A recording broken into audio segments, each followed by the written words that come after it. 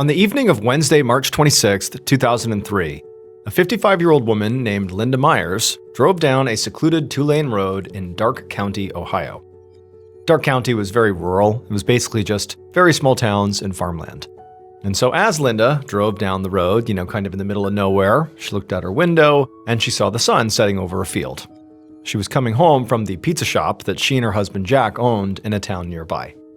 Linda eventually turned down a gravel road and onto the sprawling 40-acre farm where she and her husband lived.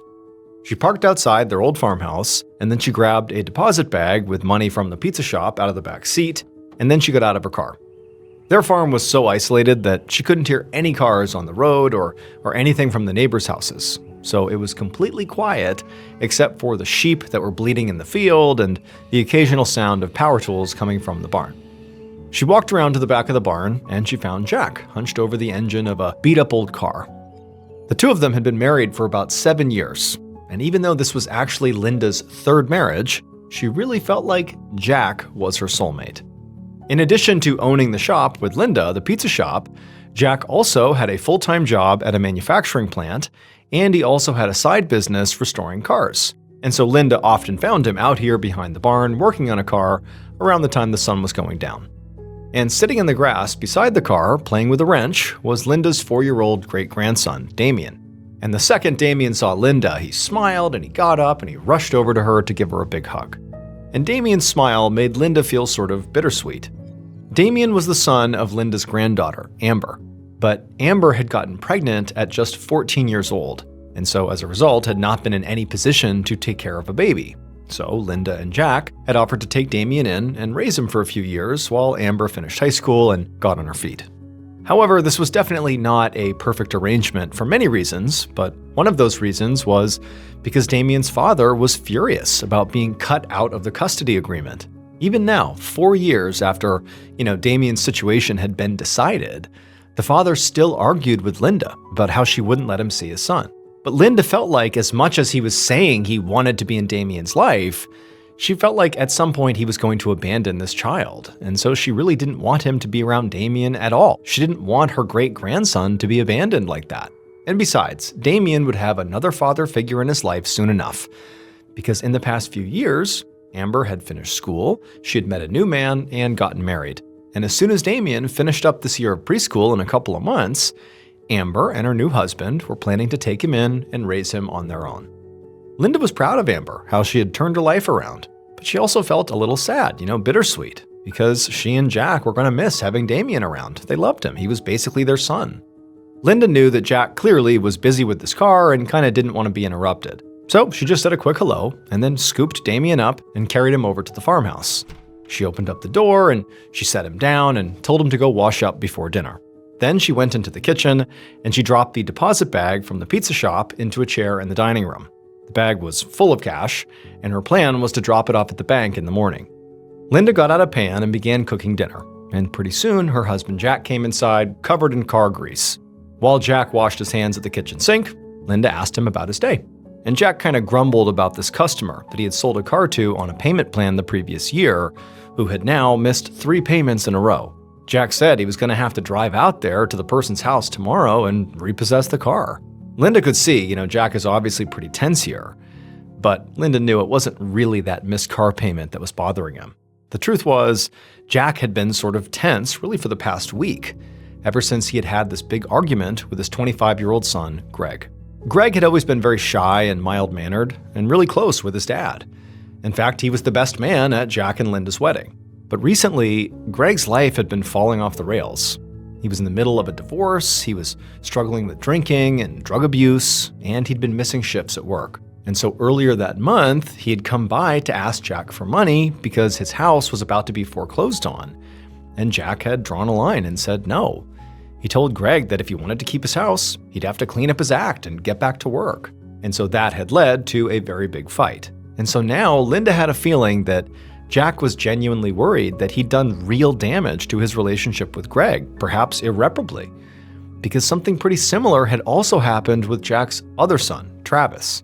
About 7 years earlier, when Travis was 21, he and Jack had gotten into this big argument that was so bad, Travis moved out, and then the two of them had not spoken since for 7 years. So Linda thought Jack must be worried that that would be the same thing that would happen with him and Greg. So while Jack washed his hands, Linda rubbed his shoulders and told him not to worry about Greg. He had a good head on his shoulders and he just needed a little nudge to get back on track, and that's all Jack had done. She reassured him that he'd made the right call and Greg would get through this rough patch sooner or later. Then Linda set the table and called the family to dinner. A little while later, after they'd eaten and cleaned up, Linda looked up at the clock and realized it was getting kind of late. Damien had preschool in the morning, and she didn't want him to be tired and grumpy. So she scooped him up and took him to his room upstairs to get ready for bed. She helped him change into his PJs, she brushed his teeth, then tucked him in, gave him a kiss goodnight, and closed the door. Linda went back downstairs, and before long, she and Jack were getting ready for bed too. Before long, Linda was in her bedroom, she had turned on a lamp, she had changed into her PJs and crawled under the covers. And then once Jack was settled in next to her, she turned off the light, and they fell asleep. But several hours later, Linda was suddenly woken up by this horribly loud noise, and she sat up and looked around, and when her eyes finally adjusted to the darkness, she gasped. The next morning, at a church a mile away from Linda and Jack's house, a preschool teacher was getting ready to start class, but she noticed there was an empty chair in her classroom. One of her students, 4-year-old Damien Huffman, was late. She knew Damien's great-grandparents led busy lives and had several different jobs and businesses, so she figured they must just be running late. So she began class and hoped they would just drop Damien off before he missed too much. And about an hour later, at 9:30 a.m., she was leading the class in morning sing-alongs when Damien suddenly came sprinting into the classroom. Now, at first, the teacher was relieved that Damien had shown up, but then she realized Damien looked frazzled and out of breath, and he didn't have his backpack, and he was wearing PJs, and there was the smear of something brown on his shirt. She ran over to him and knelt down next to him and realized the brown spot was dried blood. The teacher asked Damien what was going on, and he looked at her with this scared, confused expression, and he told her his great-grandparents' faces were melting. Over this past winter break, when myself, my wife, and my 3 kids were home, I was sent this package of My Mochi, which is like ice cream, these little bites of premium ice cream wrapped in this sweet, chewy dough. And I was told, like, hey, try this out, see if you like it, and see if you want to advertise this product. And I'm like, all right, I obviously tried the product, and I am hooked on My Mochi. Like, seriously, I was blown away by how good these things are. I was sent strawberry, mango, and cookies and cream. And let me tell you, cookies and cream is out of this world. It's so refreshing. That's the way my wife and I refer to My Mochi, as being like very refreshing. And so we plow through all this mochi we got sent, and literally we went out before this big snowstorm. We went out to the grocery store before it shut down because of the storm, just to buy all the mochi we could. Crushed it. It's so good. It's only 70 calories. It's gluten-free. It's so good, you gotta try it. My Mochi, it's the best. Each purple box comes with 6 perfectly portioned mochi snacks, available in mouth-watering flavors like strawberry, mango, and cookies and cream. Cookies and cream, really quite good. Feel joyfully chill with every bite of My Mochi ice cream. Look for the purple box of My Mochi ice cream in the freezer aisle of your local grocery store. It's really, really good.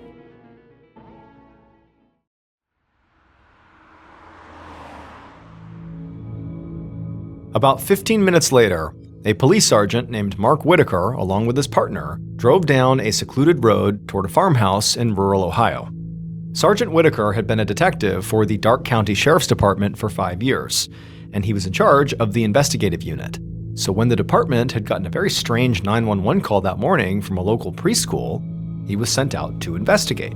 According to the preschool teacher, a 4-year-old student named Damien Huffman had come into school covered in blood, out of breath, saying something about his great-grandparents' faces being, melting. The teacher identified the great-grandparents as Linda and Jack Myers. Now, Whitaker had no idea what Damien meant when he had said that their faces were melting, or what kind of situation, Whitaker and his partner would be walking into when they got to the farm. But he had a feeling it would not be good. They pulled up to the farm and parked at the end of the long gravel road. And when Whitaker got out of his car, he immediately noticed how eerily quiet it was. There was another farmhouse just across the road and a few more on the horizon, but otherwise they were surrounded by empty fields in every direction. Whitaker began walking towards the front door when he saw the front door was already wide open, but there was no clear sign of forced entry. But nonetheless, Whitaker and his partner reflexively drew their weapons and they stepped inside the house. Whitaker began calling out to see if anybody was home, but there was no response. From where he was standing, he saw there was another open door in the house that led to a set of stairs that went down presumably to the basement. Whitaker ignored the basement for now and instead continued clearing the first floor. So he went into the kitchen, and once he was sure it was clear, he continued down the hallway until he found a doorway that led into a bedroom. And when he went inside that bedroom, he found Damien's great-grandparents, Jack and Linda Myers, and they were lying in their bed, side by side, and he could tell immediately they were both dead. Now, Jack was actually lying on his stomach, and he could tell right away there was a big bullet wound on the back of Jack's neck. As for Linda, she was on her back, and she had gunshot wounds to her face and her hand, as if she had raised her hand to defend herself before she was shot. And so at this point, Whitaker and his partner did a full search of the house just to make sure nobody else was there, and it was empty. And so the two went back to the bedroom to begin investigating the bodies. Whitaker put on a pair of latex gloves and touched the wound on Linda's face. And the blood was still warm and wet, so he figured likely they'd only been dead for maybe a few hours at most. He looked around the floor, and he didn't see any bullet casings, which meant the killer had gone through the trouble of picking them up afterwards to cover their tracks. Then, Whitaker's partner called his attention to this weird plasticky bundle that was lying on a pillow near Jack's head. Whitaker picked it up, and he saw it was a piece of quilting fabric that was balled up and covered in masking tape. His best guess was that it was a homemade gun silencer. The killer likely taped it to the end of their gun to muffle the sound of the blast, and it must have, blown off at some point when they actually began shooting. Immediately, Whitaker wondered if this was a silencer, why the killer would need one so far out in the middle of nowhere. But when Whitaker left the bedroom and went up a flight of stairs to the room right above where the murders had taken place, he found another bedroom that was full of stuffed animals and toy trucks. It was obviously Damien's room. And it was at this point that Whitaker realized, very likely the killer must have known there was going to be a toddler sleeping right upstairs when they did this, and so they needed the silencer in order to not wake the child when they committed this murder. And so this meant that the killer almost certainly knew Jack and Linda personally. Within minutes, more officers from the Darke County Sheriff's Office swarmed the property. Whitaker went outside to supervise them, and pretty quickly, a forensics officer called him over to look at a set of footprints that they had found in the mud. Whitaker followed the trail of footprints around the side of the house to a basement window. The window pane had been pried off, leaving an open hole that was just big enough for a person to squeeze through. Whitaker crouched down and looked through the open space, and he could see inside there was a set of stairs leading up to the main part of the house. And so he realized this must have been how the killer got inside. And it was also why, when they had first gone inside, that they had seen the door to the basement standing wide open. And so this only made Whitaker more sure that this crime had to have been committed by somebody close to this couple, because the killer obviously knew the layout of Linda and Jack's house. Whitaker told the forensics officer to make a cast of the footprints so they could figure out what type and size of shoe the killer was wearing. And then as Whitaker stood back up, he noticed something else. The phone lines that were running along the side of the house had clearly been severed. The killer clearly had planned ahead and made sure that nobody in this house could call for help. Just then, a truck pulled up at the end of the road, and a woman got out and started walking toward the house. Whitaker quickly went over to stop her from getting too close to the crime scene, and he asked her what she needed. And she said she was a neighbor who lived at the next property over. She said that she had seen the police cars coming down the road and she didn't really know what was going on, but she felt like she had information that they might want. The neighbor said that around 4:30 that morning, she'd seen a minivan leaving the Myers farm. It had been so dark that she hadn't been able to see what color it was, but it had stuck out to her because as far as she knew, the Myers did not own a minivan. And so hearing this, Whitaker realized, this woman may have seen the killer leaving the property. And if that was true, it meant the murders most likely happened before 4:30 in the morning. And so this was potentially quite useful. And so he thanked the neighbor, and after she left, he went back inside the house to look for more clues. He really wanted to piece together a motive. He felt strongly that whoever had done this knew Linda and Jack, but that doesn't mean that the motive is clear. There could be any number of reasons they would attack them. Maybe it was a robbery. Maybe they were just, getting revenge or something. He didn't know, but As he began walking around the house, he found a literal deposit bag full of cash in the living room, which certainly suggested that this was not a robbery, because that would certainly have been taken. And also, there were some pretty expensive electronics in the living room that also had not been touched, so robbery seemed to be out the door. But when Whitaker went back upstairs to take a closer look at the toddler's bedroom, he noticed something odd. There was a little red stain on the bedding that looked like dried blood. While forensics teams were still combing over the farmhouse, another investigator assigned to the case, a guy named Detective Mike Burns, went to the local preschool to speak to 4-year-old Damien. Burns was a father himself, and he felt an immediate connection to this little boy, who at this point looked scared and very confused. Now, he knew it was going to be very difficult for Damien to rehash something that was so traumatic, but Damien was the only potential witness in the house when his great-grandparents were killed. So speaking to him was the police's best bet at figuring out what happened. And so Burns sat down on the floor with Damien inside of a private room, and he asked him to explain what had happened that morning. Damien, in a 4-year-old way, said he'd woken up around 8:45 and the house had been very quiet, so he'd gotten out of bed and went into his great-grandparents' bedroom. And then he said that both of them had been in bed, and he thought they were sleeping. But when he tried to wake them up, they wouldn't move. And then he realized there was blood on their face, and he said he had tried to wipe the blood off with Kleenex wipes. But there was so much of it that he realized something was very wrong. He thought for a second that their faces were melting. And so, to save his great-grandparents, he had run the full mile down the road to his preschool to get help. Burns was surprised that this 4-year-old could remember and articulate so much about such an awful experience. But he was very grateful because the child's story explained why there was blood on Damien's shirt. However, it did not explain why they'd also found blood on Damien's bed. So we asked Damien if he had gone back into his own room after finding his great-grandparents. But Damien said no. He'd gone straight out the front door and gone to his school. Burns thought there had to be more to the story, though, because otherwise he just couldn't explain how blood wound up in Damien's room. So he brought over a dollhouse, and he asked Damien to go ahead and act out everything that had happened the night before, using toys to represent himself and his great-grandparents. Damien put the toy that represented himself into bed in one room, and then he put Jack and Linda into the bed in the other room. And he said everybody went to sleep at their normal bedtimes. But later, in the middle of the night, he heard his bedroom door open, and he said somebody came inside.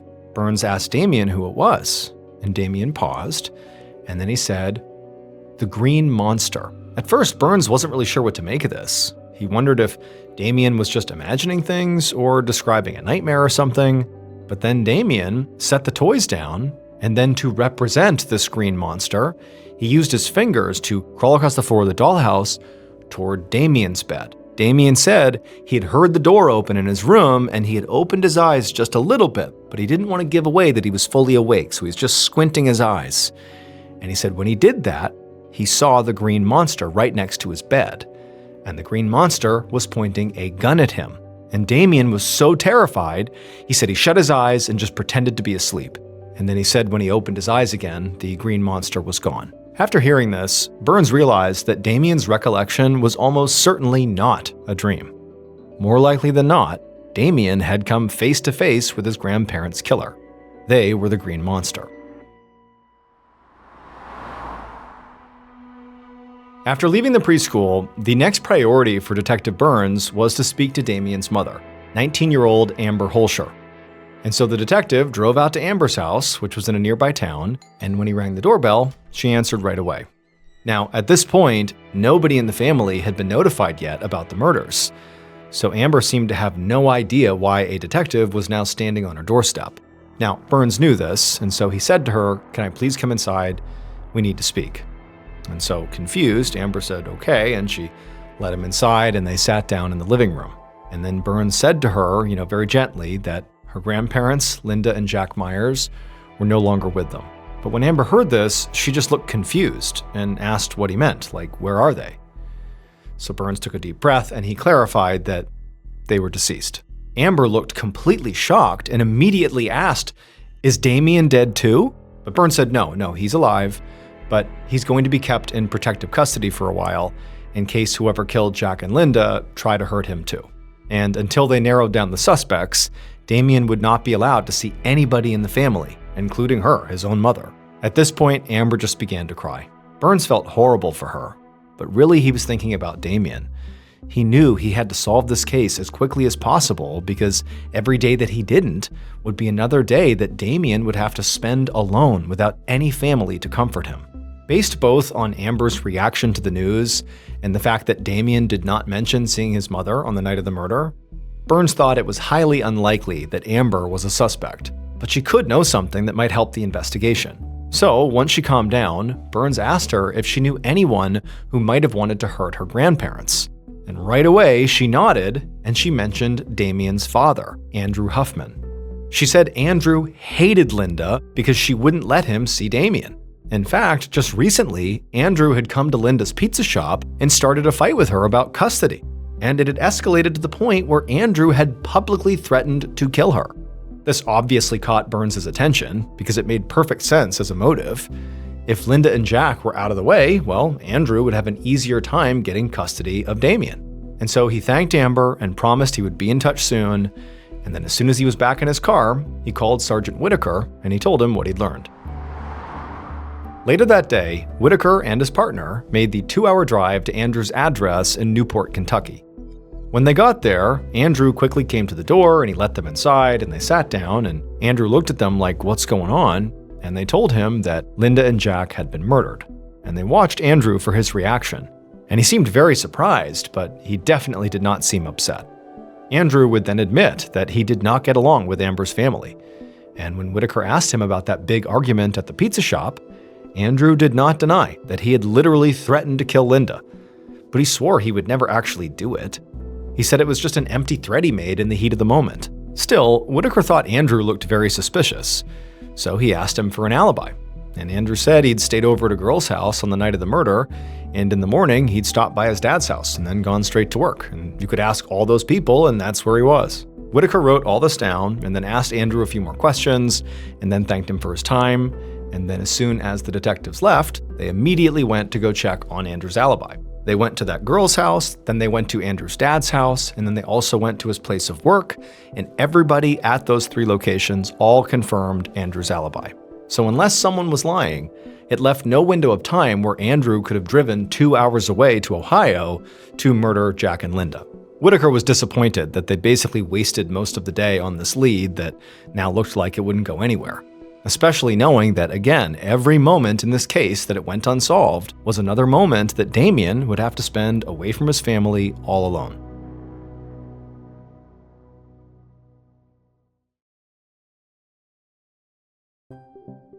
The following morning, Detective Burns, the same officer who had spoken to Damien and also his mother Amber, sat inside of his office feeling very frustrated. He had one goal for the day.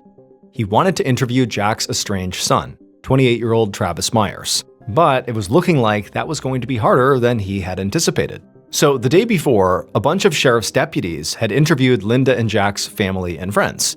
And family members in particular had mentioned that Travis and Jack had some bad blood. And when Burns had dug through the files on Travis, he found out that Travis also had a criminal record. But there was a problem. It appeared that Travis hadn't even been in Ohio in 7 years. The last anybody in the family had heard, he'd moved to Arizona to live with his mother. But when Burns had called the mother that morning, she said that she actually didn't know where Travis was at all.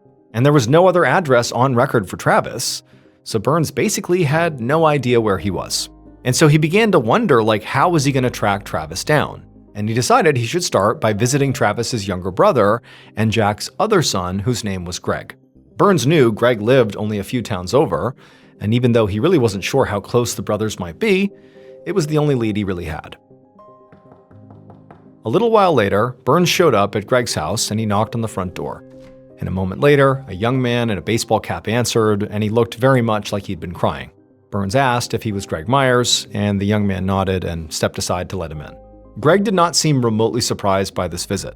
He said the police had already contacted him the night before to tell him about his father and stepmother's murder, and since then, he said he'd just been waiting for somebody to come by and talk to him, because he'd seen enough TV to know that family members were always the first suspects. But when they got into the living room, Burns stopped in his tracks because there was another young man standing in the doorway, and he looked a lot like Greg.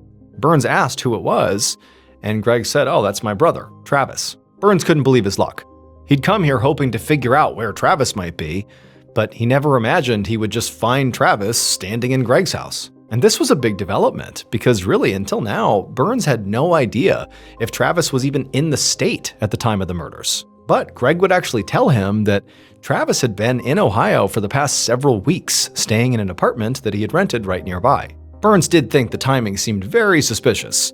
It just seemed way too convenient that Travis had come back into town for the first time in almost a decade, right before Jack and Linda were killed. It just seemed too perfect.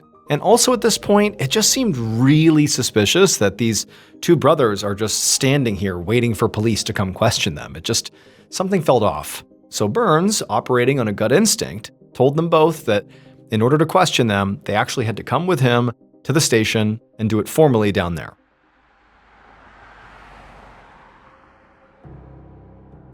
Less than an hour later, Detective Burns opened the door of the Darke County Sheriff's Office, and he showed Greg and Travis Myers inside. Now, neither of the brothers were under arrest yet, but Burns had a feeling that by the end of their interviews, one or both of them could be. Burns took Greg into his office for questioning, while Burns' partner took Travis into a room down the hall.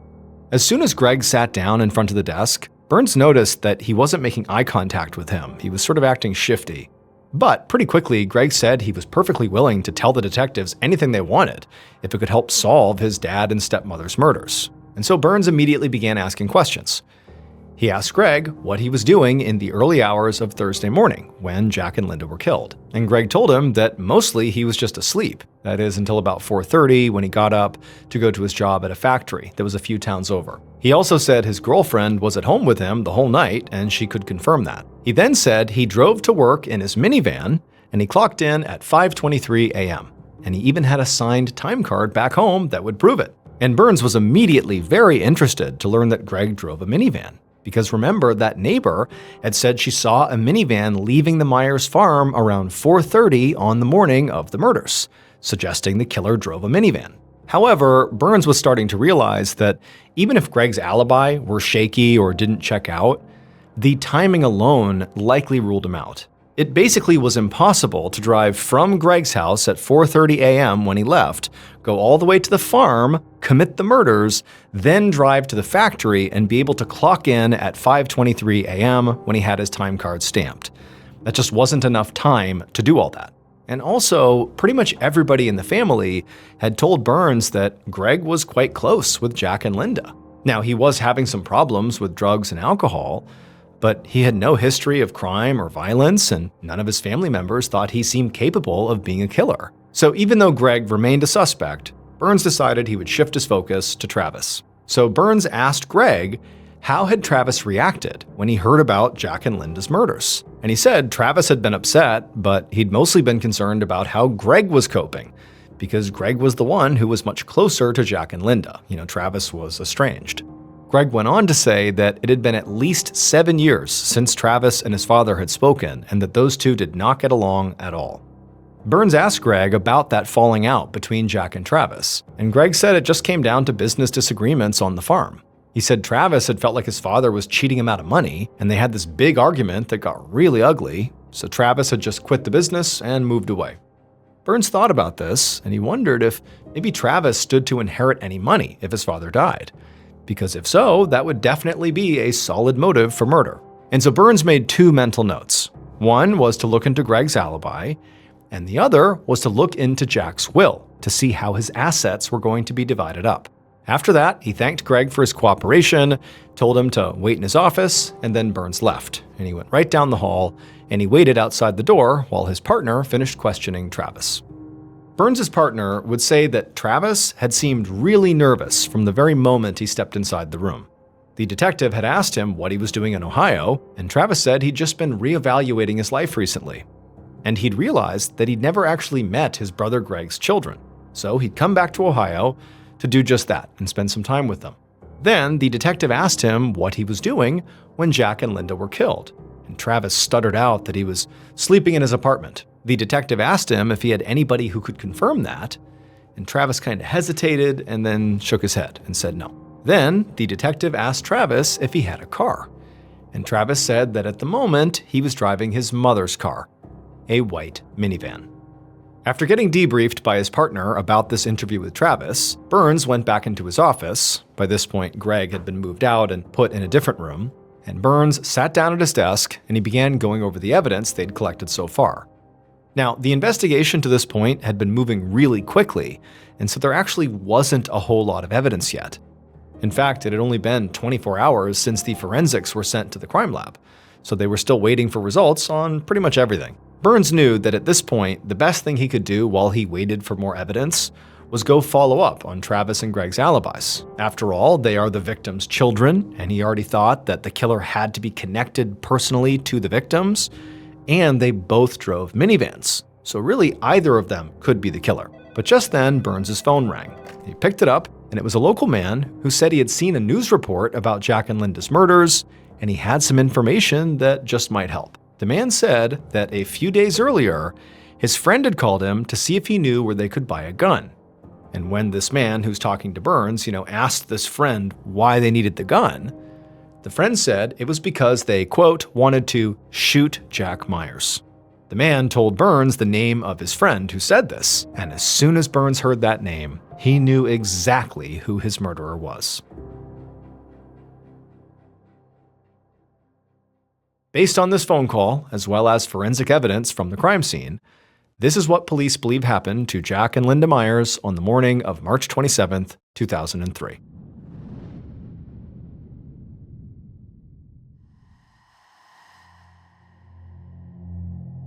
Early on the morning of the murders, the killer woke up and got out of bed and right away put on a green hunting jumpsuit, and they also packed a bag with duct tape, trash bags, and a roll of masking tape.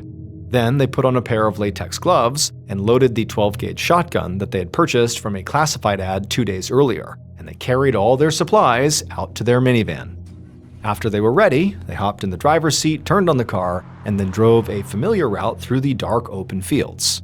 They were calm at first, until they turned onto the gravel road that led to Jack and Linda's farm. At that point, their heart began to race. Now, the killer felt like they had planned all of this out and prepared for anything that could go wrong. So now really all they had to do was just control themselves and just stick to the plan. And so the killer parked right outside the farmhouse, and then while staying in the car, they climbed into the back seat of the minivan and they grabbed their shotgun. Then they grabbed this thick quilting fabric and they wrapped it around the barrel of the shotgun, and they used masking tape to secure it. That was their DIY silencer.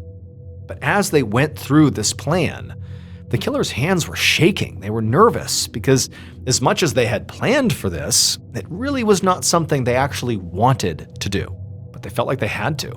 So after their gun had its silencer on it, they slung it over their shoulder, then they got out of the van and crept around to the side of the house.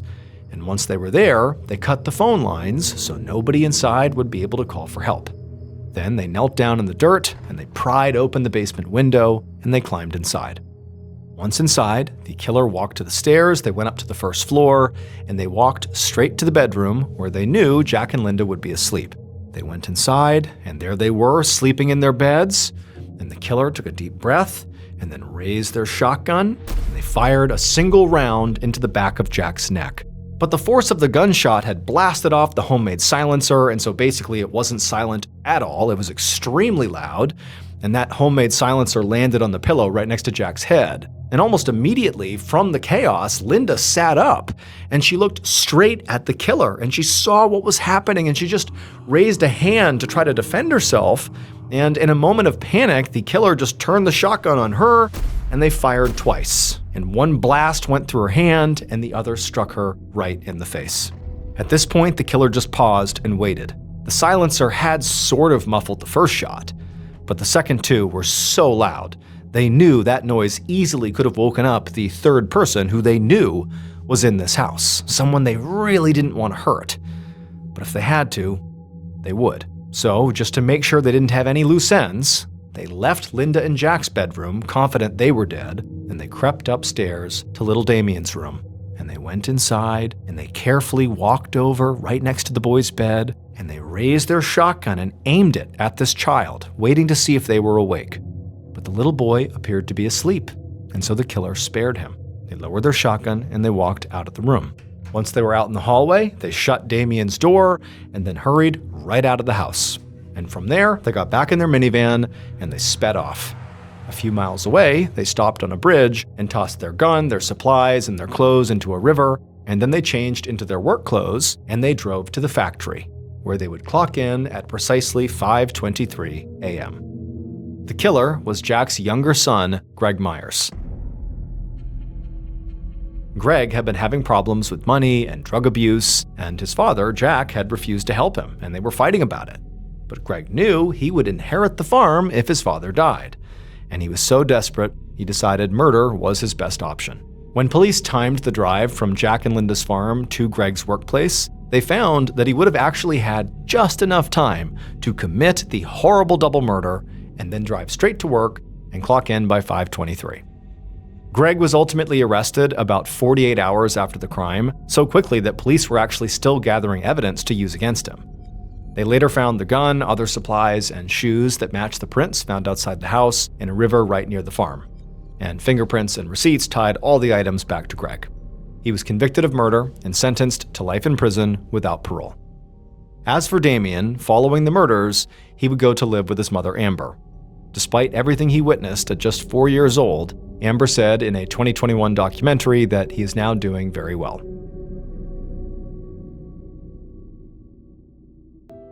Late at night on October 26, 1968, a 72-year-old woman named Ethel Harris was sitting in her living room in Toledo, Ohio, when her phone rang. And the first thing she did when it rang was looked at the clock. It was 10:30 p.m. This is not when people called her. And so worried something was wrong, she got up and she answered the phone and she said hello. And on the other end of the line, somebody said back, "Hey sis." And Ethel immediately knew who this was. It was not a sibling, despite the greeting, "Hey sis." It was someone that was very close with her and her husband, Dawn. In fact, this person who she was speaking to was Dawn's best friend, a 59-year-old man named Lee Epps.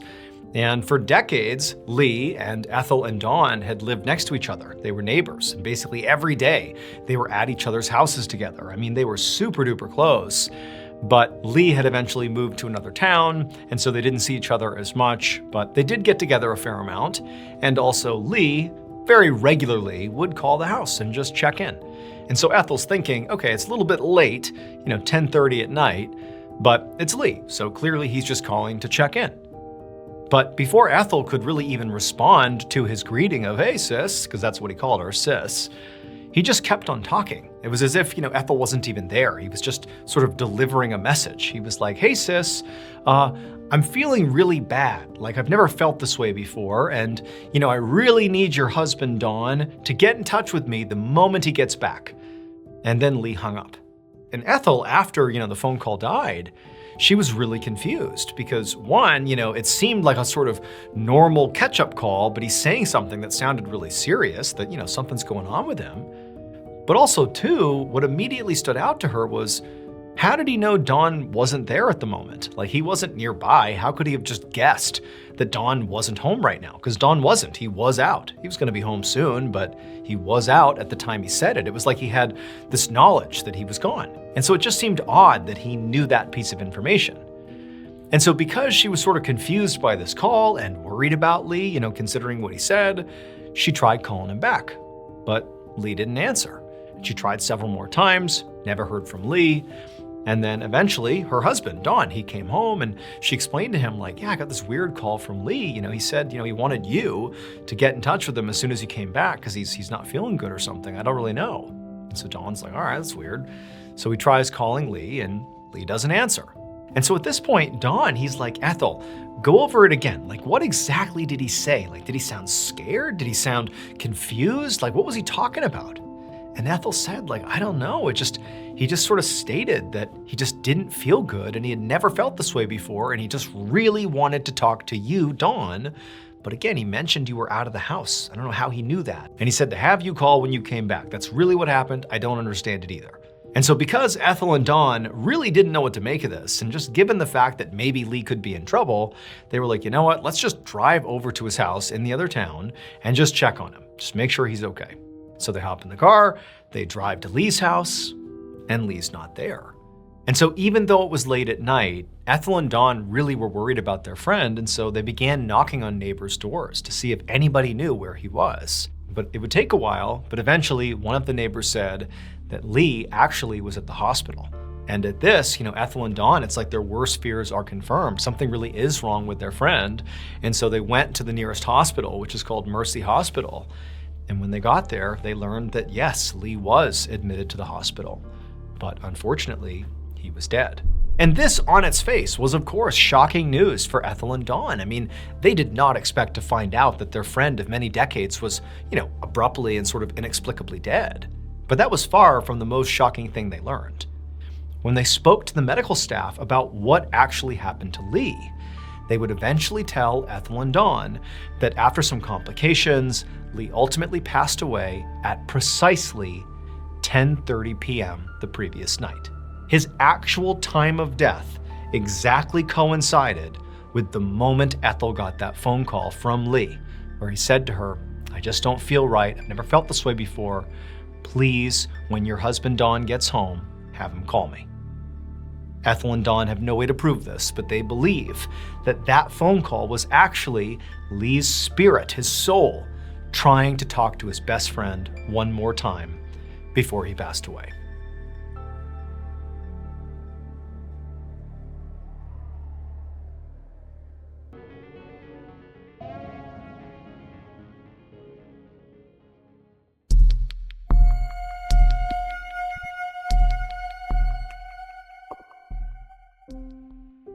One afternoon in the summer of 2006, a 70-year-old man named Ma Qingmao and several of his family members walked out of their house in Luowan Village, which was a very small community in rural China. Luowan Village was known for being this beautiful, historic place, and as Qingmao and his family walked along, they passed by these beautiful, lush fields and saw these tall mountains off in the distance. But they also passed by something that made Qingmao and his family all very sad. The charred remains of dozens of burned out buildings were just littering the landscape. So Qingmao had lived in this village his whole life, and he remembered when it really was this happy, tight-knit community of over 100 people, and it really was just this picturesque place to live. But 3 years ago, that had all changed, and life in this village really became one disaster after another. There had been not one, but 2 enormous fires, which were caused by faulty wiring, but they had destroyed all these homes and businesses and all these historic buildings. I mean, it really kind of changed the entire face of this town, and they still hadn't rebuilt it yet. But as bad as those fires were, it was actually what happened after the fires stopped burning that really, really made this place a nightmare on earth. And it was that, for whatever reason, the mortality rate in this little village in China just spiked like mad. It was like all these people were just dropping dead out of nowhere. And it got to the point where the villagers were scared that some illness was plaguing them, some unseen plague they didn't even know. And it got so bad, so many people were dying, that they brought in the Centers for Disease Control, the CDC. They came in and actually did a full-blown investigation of this village. And they concluded that there is no connection between all these deaths. All these people that are dying in your village are dying from common illnesses or old age. These are natural deaths. It's just this sort of anomalous spike in the mortality rate, and it's unfortunately, following this horrible tragedy, which were these fires. So it's basically like a tragic set of coincidences that these terrible things are befalling the village all at the same time. But a lot of people, including Qingmao, didn't buy that what was happening was natural. Instead, a lot of people began to think that their village was cursed. And so Qingmao and his family, they walked past all these burned out buildings, and they made their way towards the center of the village where there was a temple, because there was going to be yet another funeral for another person in their village, a young woman who had died inexplicably, at least in the eyes of the villagers. It didn't make sense she had died, but apparently it's a natural cause according to the CDC, but they were going to another funeral. And so into the temple they went, and before long the procession began. Later that night, Qingmao stumbled his way through the dark streets of the village towards his home. Following that funeral, Qing Mao and his family had gone to the deceased woman's family home for this big ceremonial dinner that was typical after these funerals. And Qing Mao's family, they had basically left pretty much right after the meal itself. But Qing Mao, he was feeling kind of down, like many people in the village, considering their sort of cursed status, as they believed. He had stayed behind, and he had continued eating and drinking some alcohol and talking with his neighbors. Now he was finally on his way back home. But as he walked, he suddenly felt this really sharp pain in his gut. And it hurt so bad that it was making it really hard to walk. And so Qing Mao clutched his stomach and really had to force himself to keep moving one foot in front of the other. And then finally, when he got to his home, he opened up the front door, but the pain was so blinding that he just screamed out for help and then collapsed onto the ground right inside the house. And then Qing Mao, as he's laying on the ground, he began vomiting uncontrollably onto the floor. And then he just passed away right there, right in front of his whole family.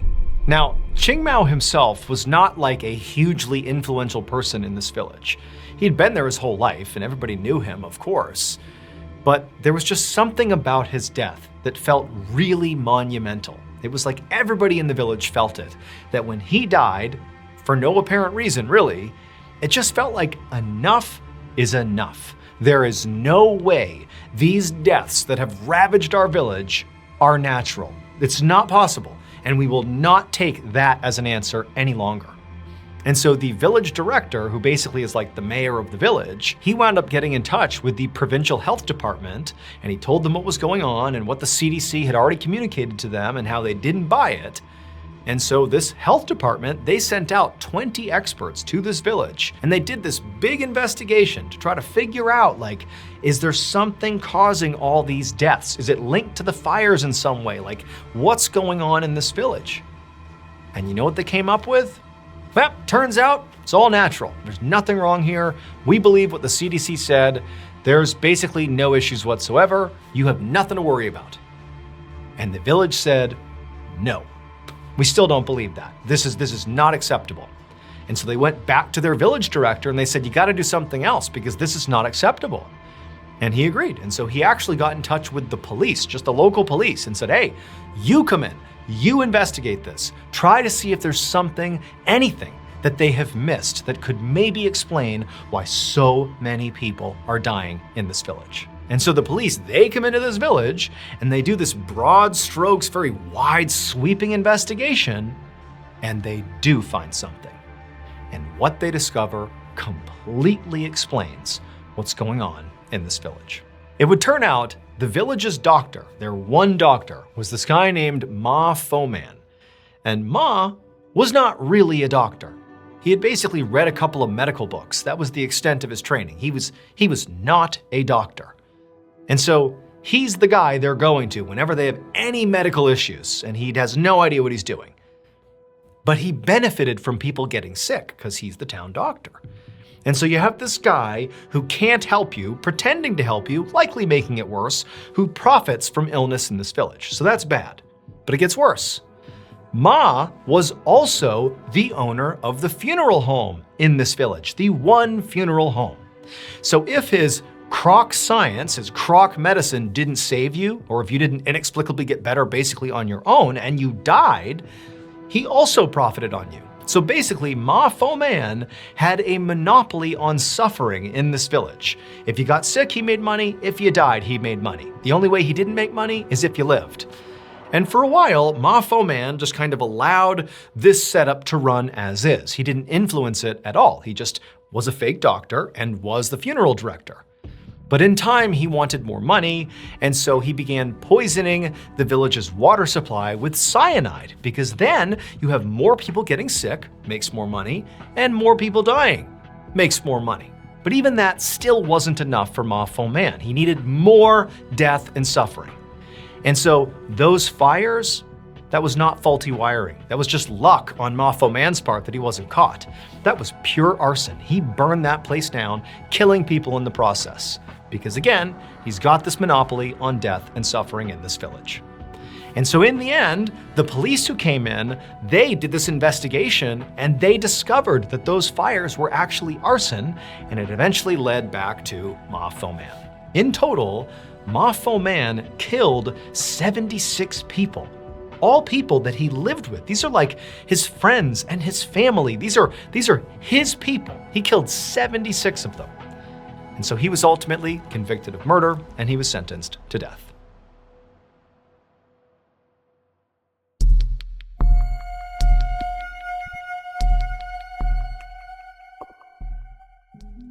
One morning in September of 1893, a 25-year-old man named Paul Marsh sat at a dining room table inside of his aunt's house in New Haven, Connecticut.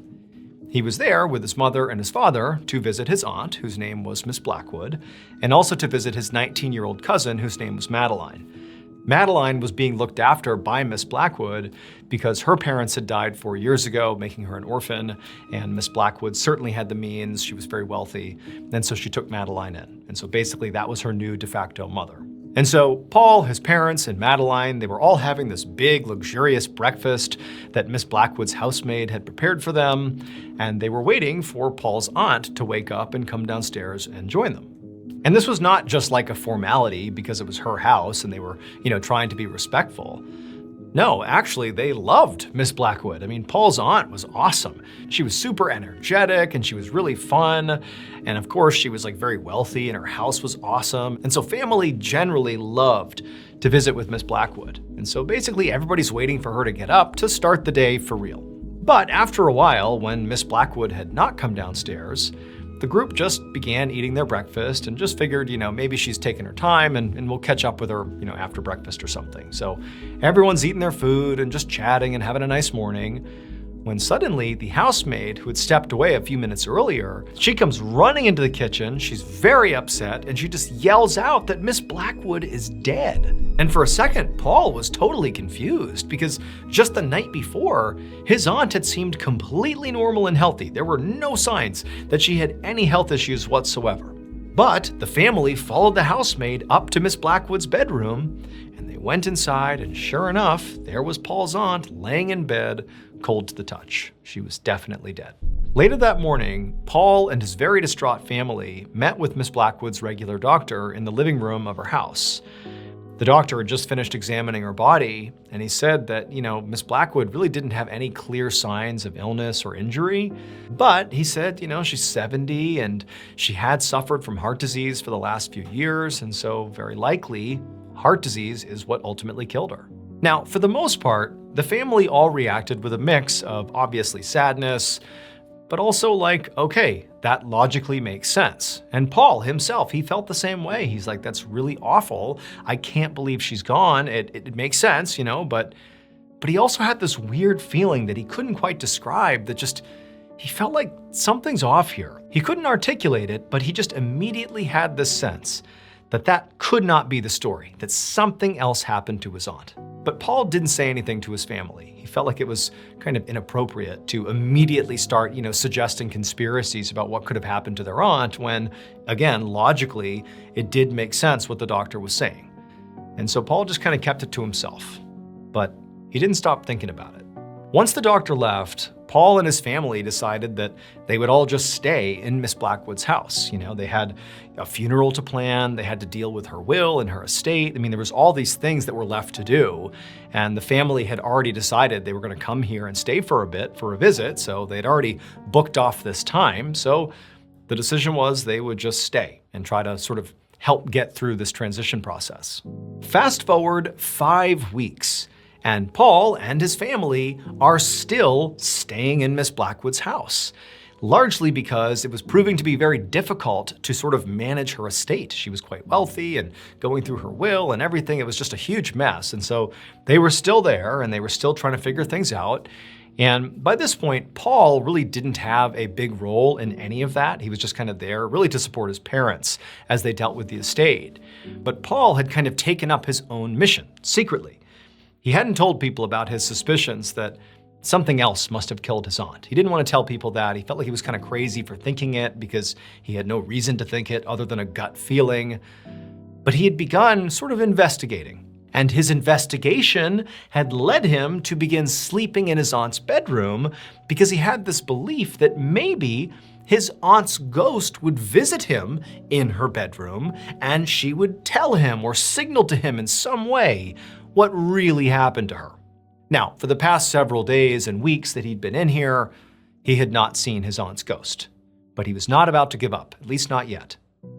So, on this particular night, this is again 5 weeks after his aunt has passed away, Paul is in his aunt's bedroom, he's in her bed, and he's laying there and he's getting ready to fall to sleep. As he's laying there, he begins to hear a strange sound over to the side of the room. It sounded almost like scratching noises. And the room is very dark. It's late at night. There's a window, but there's not much light coming in from the moon. It's just kind of dark in this room. And he opens his eyes and he rolls over and he looks over in the direction of this scratching sound. And he can't see anything at first. But then as his eyes kind of adjust to the darkness, he realizes he sees something that he can't believe. I mean, even though in some ways he was hoping to see this, but he sees a hand, like a disembodied hand, actually a whole arm, is basically reaching out of the wall in his direction. And for Paul, he's obviously never seen anything like this before, and he should be terrified. I mean, he's basically seeing a ghost, but he's not scared. He's thinking, this is it, my plan is working. My aunt is signaling to me. She's gonna tell me in some way, shape, or form here what really happened to her. It's finally happening. And so with really no fear, Paul gets out of his bed, walks over to the disembodied arm reaching out of the wall, and he grabs it. After Paul grabbed the ghost arm, screams filled the whole house, woke everybody up, and Paul's father came running down the hall. He burst into the aunt's bedroom and he sees his son, and he sees what his son is grabbing. And he really can't even begin to process it. It would turn out there really was an arm reaching through the wall. But it wasn't a ghost arm. It was not, Miss Blackwood's ghost coming back to tell Paul about what happened to her. But this arm did absolutely have something to do with what killed Miss Blackwood, because she did not die of heart disease. When Miss Blackwood was still alive, the person who lived in the room next to her, where they slept, they drilled a hole in the wall big enough for their arm to fit through, and they reached through that hole at night while Miss Blackwood was asleep, and they poured poison into the water she kept by her bedside. They poisoned her to death. And then after she died from being poisoned, it was determined that she had died from cardiac arrest, and pretty much everybody accepted that, except for Paul. The killer was aware, even though Paul was keeping it to himself, that he was on to something. He was sleeping in Miss Blackwood's bedroom. It seemed like he was trying to figure out if there was more to the story than what everybody else seemed to believe, which was heart disease.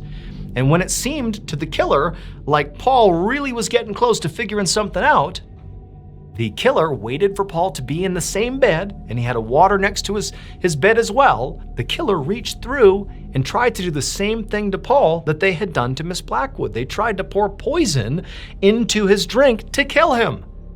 But Paul was looking for a ghost in the room. He heard the sound of the arm coming through, and he grabbed the arm thinking it's his aunt's arm, but he really actually was stopping the arm from putting poison in his drink, and the screams were the sound of the killer realizing they've been caught. And the killer was none other than Paul's own cousin, the 19-year-old Mrballen. After her parents died, Miss Blackwood took her in like her own child. And because she adopted Mrballen, she put Mrballen on her will. She was going to inherit Miss Blackwood's wealth. And Mrballen just couldn't stand waiting for Miss Blackwood to die in order to get that wealth. And so she decided she would kill her. After Mrballen was caught, she quickly confessed to Paul and his parents that yes, she had done it. And so Paul and his parents sent for the police to come out here and arrest Mrballen for murder and also attempted murder of Paul. But before the police could even get there, Mrballen suddenly began bleeding heavily from her mouth, and then she collapsed and died. It's not clear what actually killed her, but it's entirely possible, if not likely, that she actually used the same poison she had used to kill her aunt on herself to avoid facing justice.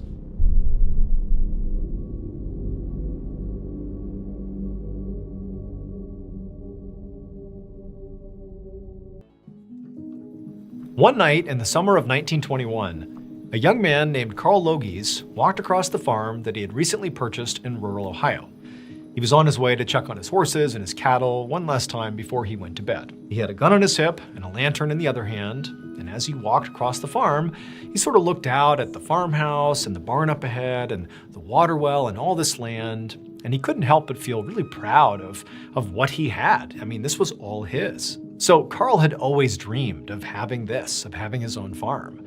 And he'd been able to get this one for a really low price because apparently the people who owned it before him had been very eager to get rid of it. And he had seen it as a great opportunity. Now, Carl didn't really know why they wanted to move it so badly, but he didn't care. It just meant he got a great deal. And so Carl continued walking over to the barn where his cattle and his horses were. And as he got closer, keep in mind it's dark out, it's late at night, he suddenly felt the hairs on the back of his neck stand up. And he had this unmistakable feeling that he was being watched. But Carl, he lives alone. It's just him and his animals. Like, there's no reason there would be anybody nearby to watch him. And so instinctively, Carl stops where he is and he whips around and he shines his lantern in all directions, just seeing if there's somebody there, but there's nobody.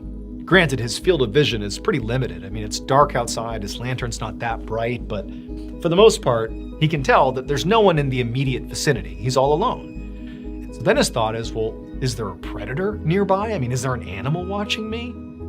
But Carl, he's looking around and it's a peaceful, quiet night. And, the previous owners certainly hadn't mentioned any risk of predators in the area. And so Carl tells himself, he's just being paranoid. He's new to this property. He doesn't really know what it's like to be here. And so he tells himself, you're just overthinking it. Go to the barn, take care of your animals, and just go to bed. Everything is fine. And so Carl turns around and he walks over to the barn.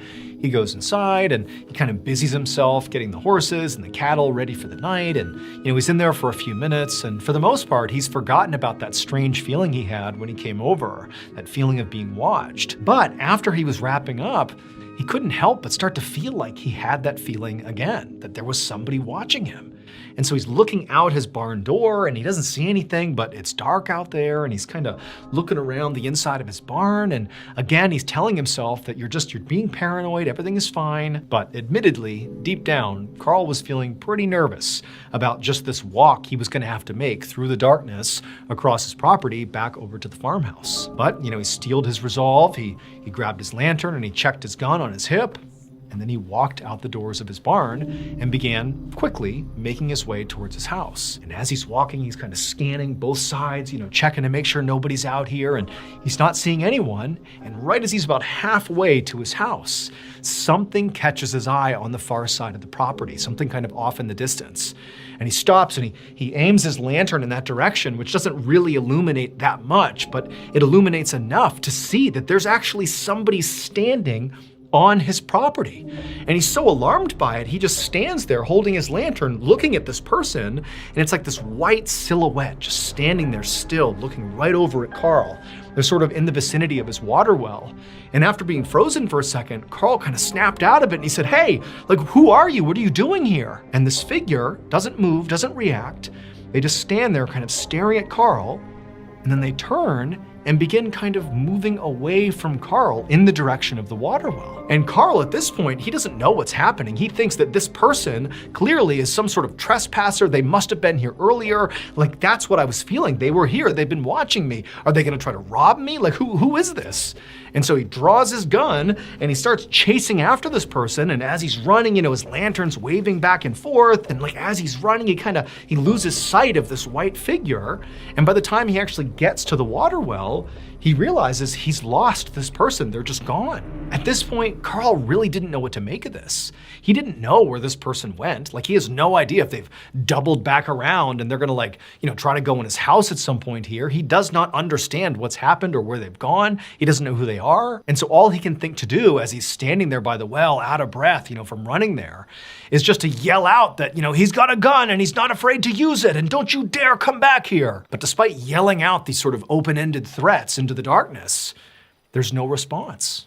And he doesn't see this white figure anywhere. It's just dark and silent in all directions. And so for a while, Carl just stood there at the well, just, looking out, almost expecting to see this figure reappear, but they never did. And eventually, when it really felt like everything had kind of calmed down on his property, He just turned and run the rest of the way over to his farmhouse. He went inside and locked the door behind him. Now, the next morning when Carl woke up, he tried to tell himself that whatever happened the night before, it had to be an anomaly. Like maybe that was a neighbor who had come over and they were shy, or maybe it was, a potential trespasser or a thief or something, and they were scared off by Carl's threats of being willing to use his weapon. Like Carl is telling himself that whatever that was last night, he likely would never encounter that person ever again, and it was handled. But Carl was wrong. Almost every single night from that night onward for the next year, at about 9:30 p.m. every night, around the time that Carl would go to the barn to check on his animals before bed,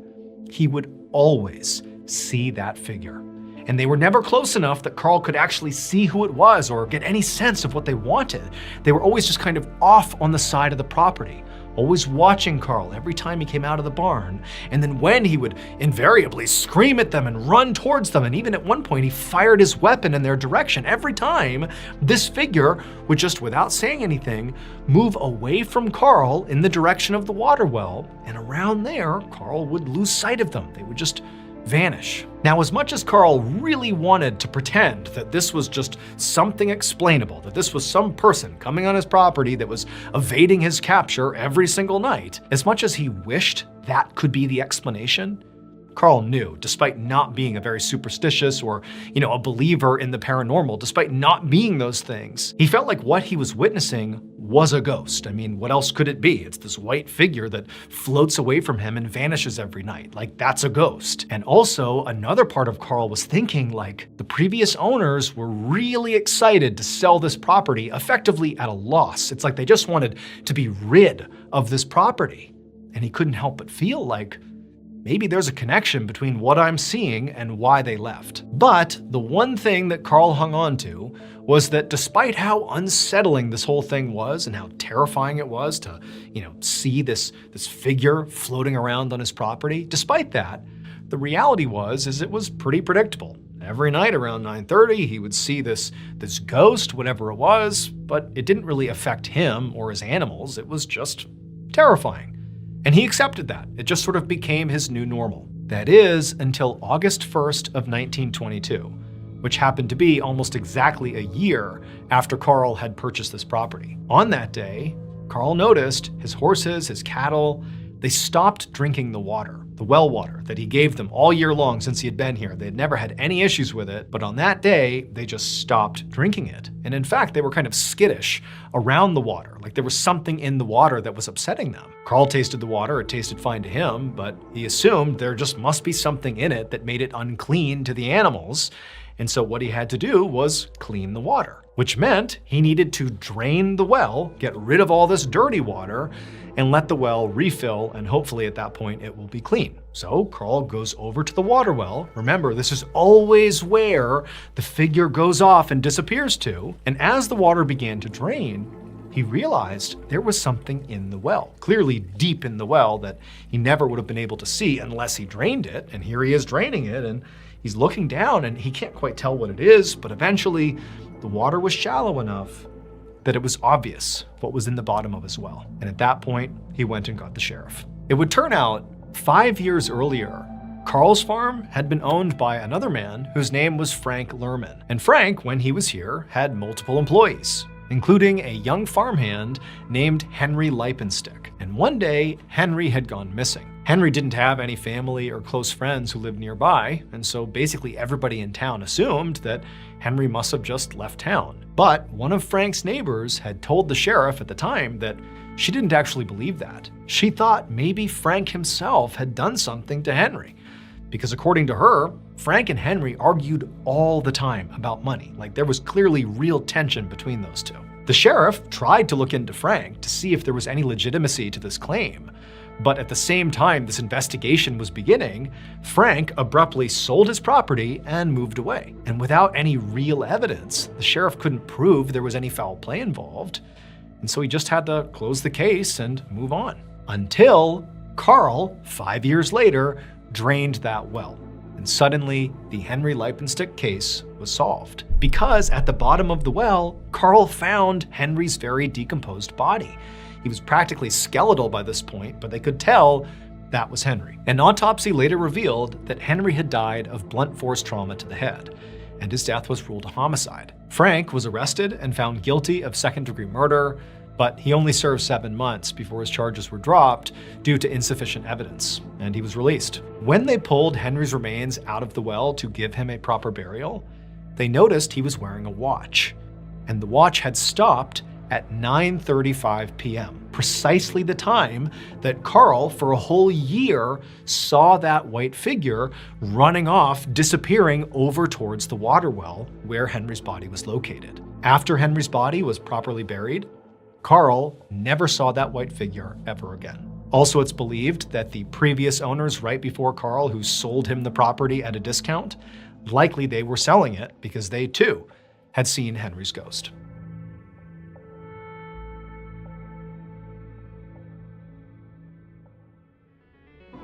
Happy New Year, everybody. And to celebrate this new year, I actually have a pretty huge announcement. So beginning this Monday and going forward, we're going old school on this channel.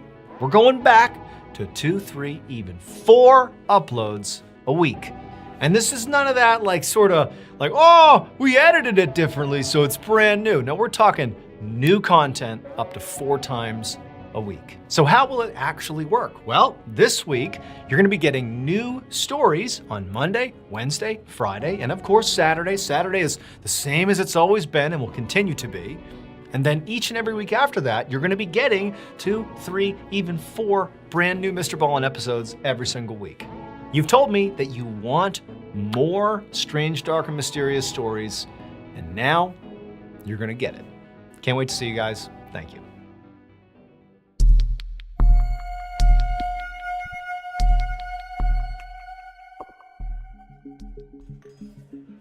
Late one night in the winter of 1933, a young nobleman named Anton Holberg poured another round of drinks for all of his buddies who were sitting inside of one of Anton's many sitting rooms inside of his huge castle that he owned in southern Poland. And after pouring these drinks, Anton kind of clumsily began walking his way over to the table where his buddies were.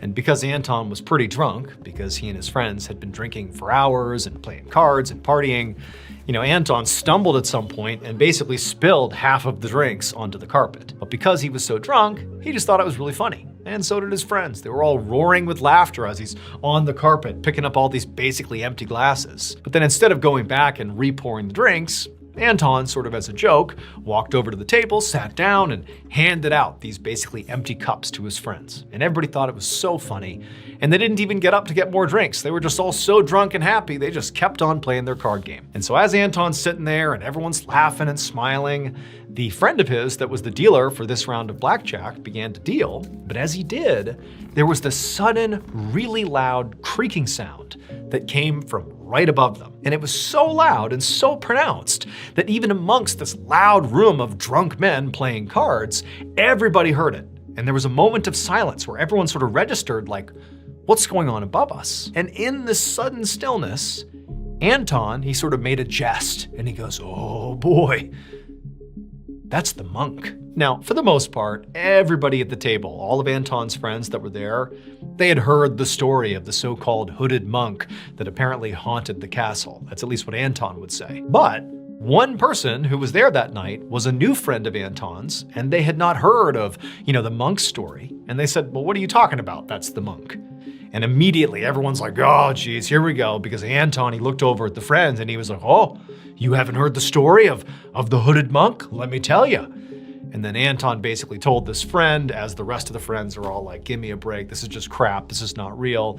But Anton would tell this person, this newbie, that when he took ownership of this huge castle, he was told that everything's fine, except there's one bedroom upstairs that's totally off limits, because apparently it is haunted by a hooded monk, an evil hooded monk that sort of patrols this room. And Anton told this friend that he actually had never gone in that bedroom because he believed the story was true, that maybe, just maybe, there really was a malevolent spirit, a hooded monk figure that was in there. And also, he had tons of bedrooms in his castle. He didn't need to go in there, but, right above us is that off-limits bedroom. And so maybe that creak we heard was the monk. Now, again, basically everybody in the room knew this story, because Anton loved to tell the story of how his castle was haunted. But that's all it ever was. It was just some story that Anton told. But this friend, when they heard this from Anton, their reaction was, wait a minute, you have a bedroom in this castle that you own that you literally haven't gone inside of because there's a ghost in there? Are you kidding me? You literally haven't gone in that room for that reason? And as they said it out loud, all of Anton's other friends sort of picked up on like how cowardly it seemed for Anton to have never gone in. Suddenly this story just made it seem like Anton was just kind of a coward. And everybody just piled on. They're like, yeah, Anton, why haven't you gone in there? Come on, man, this is your castle. Go in that bedroom. And before long, Anton was no longer happy to be talking about the story. He was like, oh yeah, just forget about it, guys. Let's get back to our game. But nobody would let it go until finally they dared him like, hey, not only should you go in there, but tonight, you should stay the night in that bedroom to show us that you're really not afraid. And eventually, because Anton was so drunk and he was sort of standing up for his pride, he finally said, fine, yeah, fine. I'll go in there and I'll spend the night. Fine, I'll show you that this is just a story, it's no big deal. Now, after Anton loosely agreed to this, he likely thought that, the guys will forget about this and we'll go back to playing cards, and by the end of the night, nobody's gonna make sure I really go into that bedroom tonight. Like, they're gonna forget about this. But no, the friends would not let this go. And at the end of the night, when they had kind of wound down their card game and everybody was feeling pretty tired, they all were like, okay, Anton, we're gonna walk you up to your bedroom to make sure you sleep inside of that haunted room. And because Anton had already publicly declared that he wasn't afraid and he would do it, he was like, okay, let's go. And so the group, with Anton in the lead, they left the sitting room and they went up the stairs to the second floor, and they go down the hallway to the bedroom where supposedly, this hooded monk ghost resided. And the door, it wasn't like barred up or anything, but again, Anton had never been in there, but he had grabbed the key. And Anton, he goes up and he sort of nervously unlocks the door, and then before pushing it open, he turns and looks at his friends and he's like, all right, I'm going in, trying to see if they really wanted him to do it. And all his friends are sort of looking at him sort of hesitantly, but they're like, yeah, go inside, go, do it. And Anton's like, all right. And he pushes the door open, and he and his friends, they all look inside. For the first time, Anton is now laying eyes on the inside of this bedroom. And really, there was not much to see. I mean, it was a bedroom, and there was old furniture in there that looked like it had been there for hundreds of years, covered in dust, and there's cobwebs everywhere, but it basically just looked like a really old bedroom that nobody used. And so his friends are like, all right, Anton, get in there. And Anton's like, all right, I'll see you in the morning.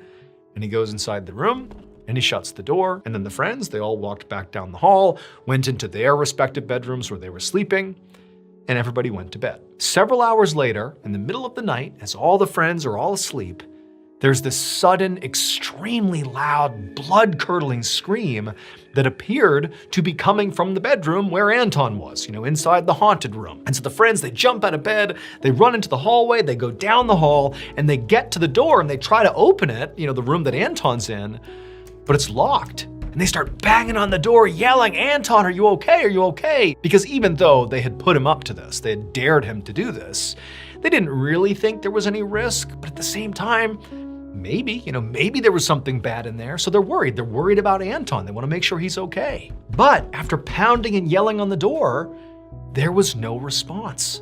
The haunted bedroom where Anton was completely silent. And the friends, they all kind of exchanged worried glances, and they're like, we gotta get in there. We gotta make sure he's okay. Something just feels wrong. That scream, that's somebody in danger. Like Anton could be hurt here. And so they began smashing this door, ramming into it, until finally they literally blew the door off its hinges.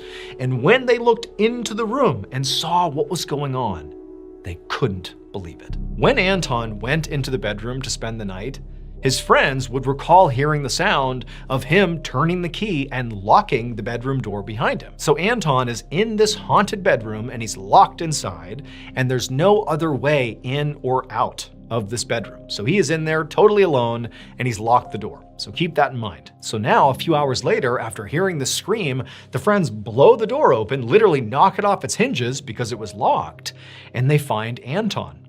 And he's dead. and he's laying on the bed on his back, and the only sign of something that happened to him is there's this red mark around his neck, like a ligature mark, a thin red ligature mark around his neck. But there's no rope or line anywhere in the room. There's no sign of a struggle. There's nothing else really in this room except for Anton. And he's just inexplicably dead with this mark on his neck. Authorities got involved and they searched the room top to bottom, and they never found any rope or any line, nothing that could have left those marks on his neck. And they also did an autopsy on Anton, but they couldn't figure out what his cause of death was. So just the fact that Anton died in this really inexplicable way in a bedroom that he claimed was haunted is pretty mysterious. But it becomes even more mysterious when you consider the whole story about this ghost that haunted this castle. So Anton, when he would typically tell the story, would just basically say, well, there's this evil hooded monk that is upstairs in one of the bedrooms, and that's why I don't go in it. And that's kind of the whole story. But that's not the whole story. That's just kind of the version that Anton would tell. The whole story was, this castle has been haunted for hundreds of years. There is an evil monk that lives in that bedroom upstairs, and if you go in there, the evil monk will kill you by strangling you with a thin rope. That's the story. And so it really makes you wonder, because to this day, nobody knows how Anton Holberg died alone in that locked bedroom after seemingly being strangled by a rope that didn't exist.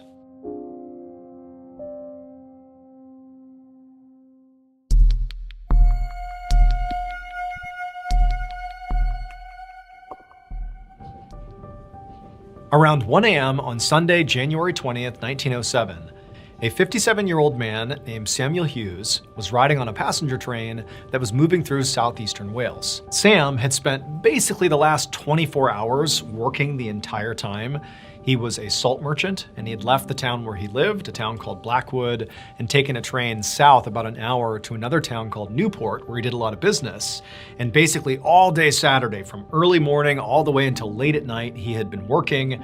And now finally, 1 a.m. on Sunday, he's back on a train heading back to his town in Blackwood. But despite how utterly exhausted he was on this ride back home, barely able to keep his eyes open, Sam was just so relieved that soon, very soon, he would get off the train, he'd be back in his house, and he could just collapse in bed. And so that's all he's thinking about. And so for a little bit longer, Sam is, fighting to keep his eyes open, and the train's rumbling along, and he can tell he's getting close to home. I mean, he rides this train all the time. This is a pretty, regular route for him. And then finally, Sam feels the train start to slow down, at which point he gathers up all his things.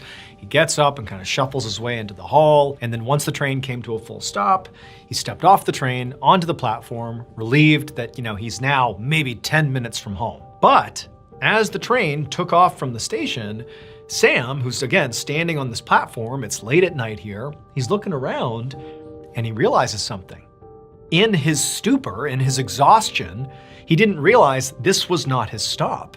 He had gotten off one stop too early. It was like he was on autopilot. He was so tired, he got off thinking he was home, but he wasn't. And now the train is gone. And remember, this is the early 1900s. He didn't have a quick way to get from where he was to his home. Like, there wasn't going to be another train anytime soon, nor did he know the train schedule. He also didn't have a way to call a cab or anything. It's 1, 2 in the morning here. And so Sam realizes he basically can either find a place to stay in whatever town this is, or he can basically walk to Blackwood, which is, a pretty good walk away, but he figured, maybe, this town was close enough he could do it. And so he figured, his first step here is just leave the platform and just go find somebody, anybody in town that maybe is out and about, and just kind of figure out where we are. How do I get to Blackwood? Is there a hotel nearby or an inn or something? But he needs to go find somebody. And so even though Sam at this point is furious with himself and really just wants to spend time dwelling on the fact that he's made this mistake, he's sort of over that, and he's just focused on finding a solution. And so Sam leaves the platform and he starts walking, in the general direction of lights that he sees off in the distance. But this is a small train platform. He's clearly not near any major city. It's pretty much dark and just rural roads going in different directions. And so he really does not have high hopes that he's gonna run into anybody anytime soon. But surprisingly, after leaving the platform and walking not very far, He got to an intersection where he saw another person walking up the other street. And he quickly realized it was a police officer. And so Sam is like so relieved, an authority figure, they can help me. And he flags down the police officer, and the officer comes over, and they're kind of sizing up Sam, like, what are you doing out here? It's the middle of the night, you got luggage with you, like what's going on here? And Sam explained the mistake he had made and asked the officer, like, hey, is there a place to stay here? Or maybe, is it walkable to get to my town, Blackwood? And the officer would tell him, like, there is places to stay in this town, but if you're up for it, it would only take you, maybe an hour if you did want to make the walk to Blackwood. And, if I was in your shoes, I might do that. And Sam, he thought about it and he was like, you know what? I just want to get home. I want to get in my own bed. So yes, just point me in the right direction. And so the officer, he explained to Sam that luckily it's really simple. You just basically go straight down that road and you walk for about an hour until you reach a bridge. Once you get over the bridge, follow some signs and it'll be really obvious that you're right near Blackwood and you'll make it the rest of the way. And so Sam thanked the officer and then gathered up his things and he began walking in the direction of his town. Several hours later, a little after 3 a.m., Sam's wife, Bess, was awake inside of their home in Blackwood. She was awake because she was waiting for Sam to get home. She knew he would have a long day in Newport, but by now she knew he should be home. I mean, he went on this trip fairly regularly. She knew how long it took, even on the long end, and it being 3 a.m. and him not being home was starting to be pretty concerning.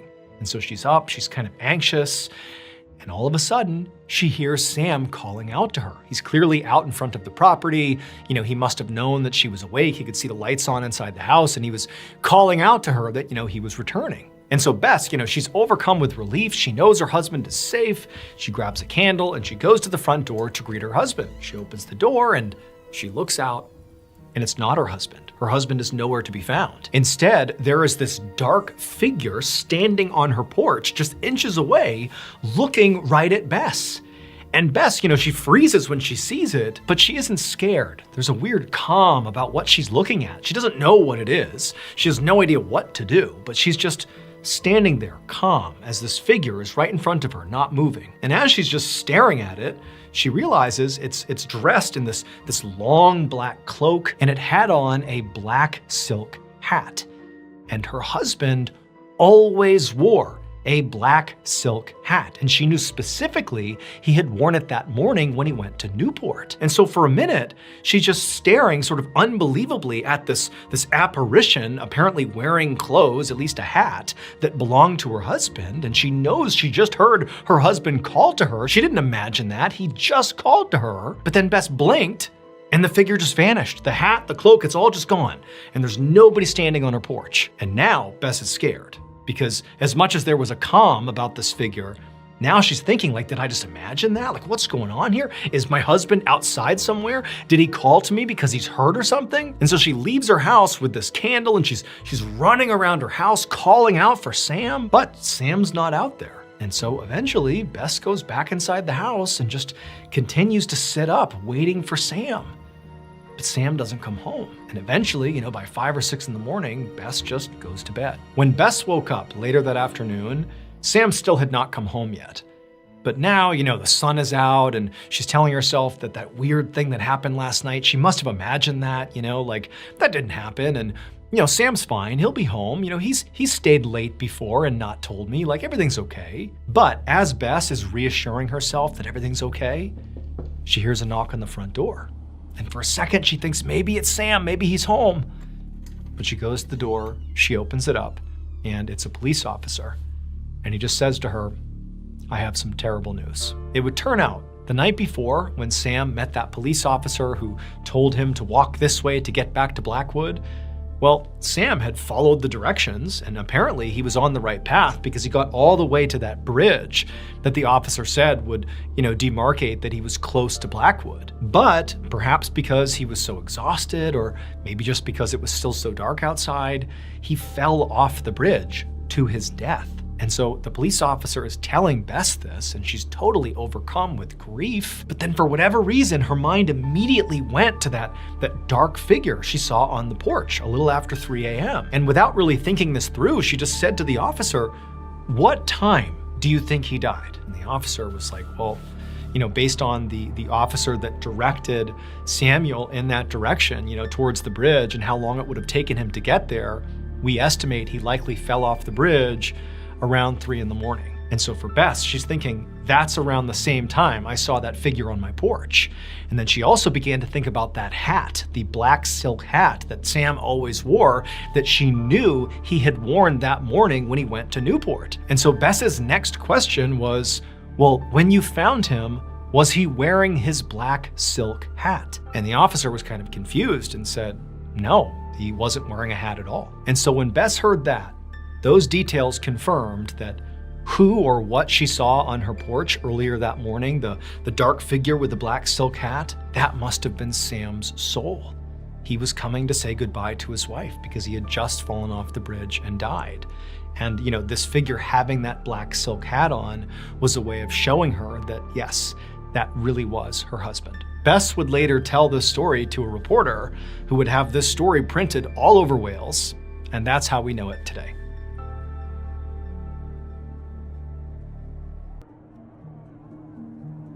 On the night of July 24th, 1987, 30-year-old Susan Woods stood at the entrance to a local fair in a little city called Hico, located in central Texas, along with her best friend and her best friend's boyfriend. And the three of them were standing there trying to decide if they wanted to continue to stay here or leave. Now, as they're standing there, they can hear people having fun on all the rides. There's kids laughing and they're screaming. I mean, it's a Friday night. They had chosen to come here. This was the activity. But, so far the night had really not been that great. So Susan's best friend, whose name was Cindy Hallmark, and her boyfriend, whose name was Roy Hayes, had convinced Susan to come out with them and come to this fair because Susan's life of late had been really quite bad. She was in the middle of this very ugly divorce, and the new guy that she was dating had sort of wound up being very pushy when it came to physical intimacy. And so she had recently dumped him too. And so, Susan's life, certainly her relationships anyways, were sort of in rough shape. And so Cindy and Roy had convinced Susan to come out with them and just, at least for one night, come enjoy this fair. Just forget about everything else and just come have some fun. And so Susan had agreed to go. However, sort of ironically, once they actually got to the fair and the three of them were walking around and playing games and going into the haunted house and doing all the things you do at the fair, it had been Cindy, not Susan, who had ultimately said that they weren't really having a good time, that they were feeling kind of bad. Cindy said that she just had this really intense feeling that something bad was about to happen. It was like this constant anxiety, and she couldn't shake it, and it was making it really hard to enjoy the night. And so that was why the trio is, standing at the gate, wondering if it's even worth staying here any longer. And ultimately, Roy finally just said, you know what, why don't we just leave and head back to Stephenville? That's where they all lived. It's where they grew up, too. And he said, why don't we go back to Stephenville and we'll just drive around for a bit and eventually we'll go to the Dairy Queen restaurant and we'll get some ice cream.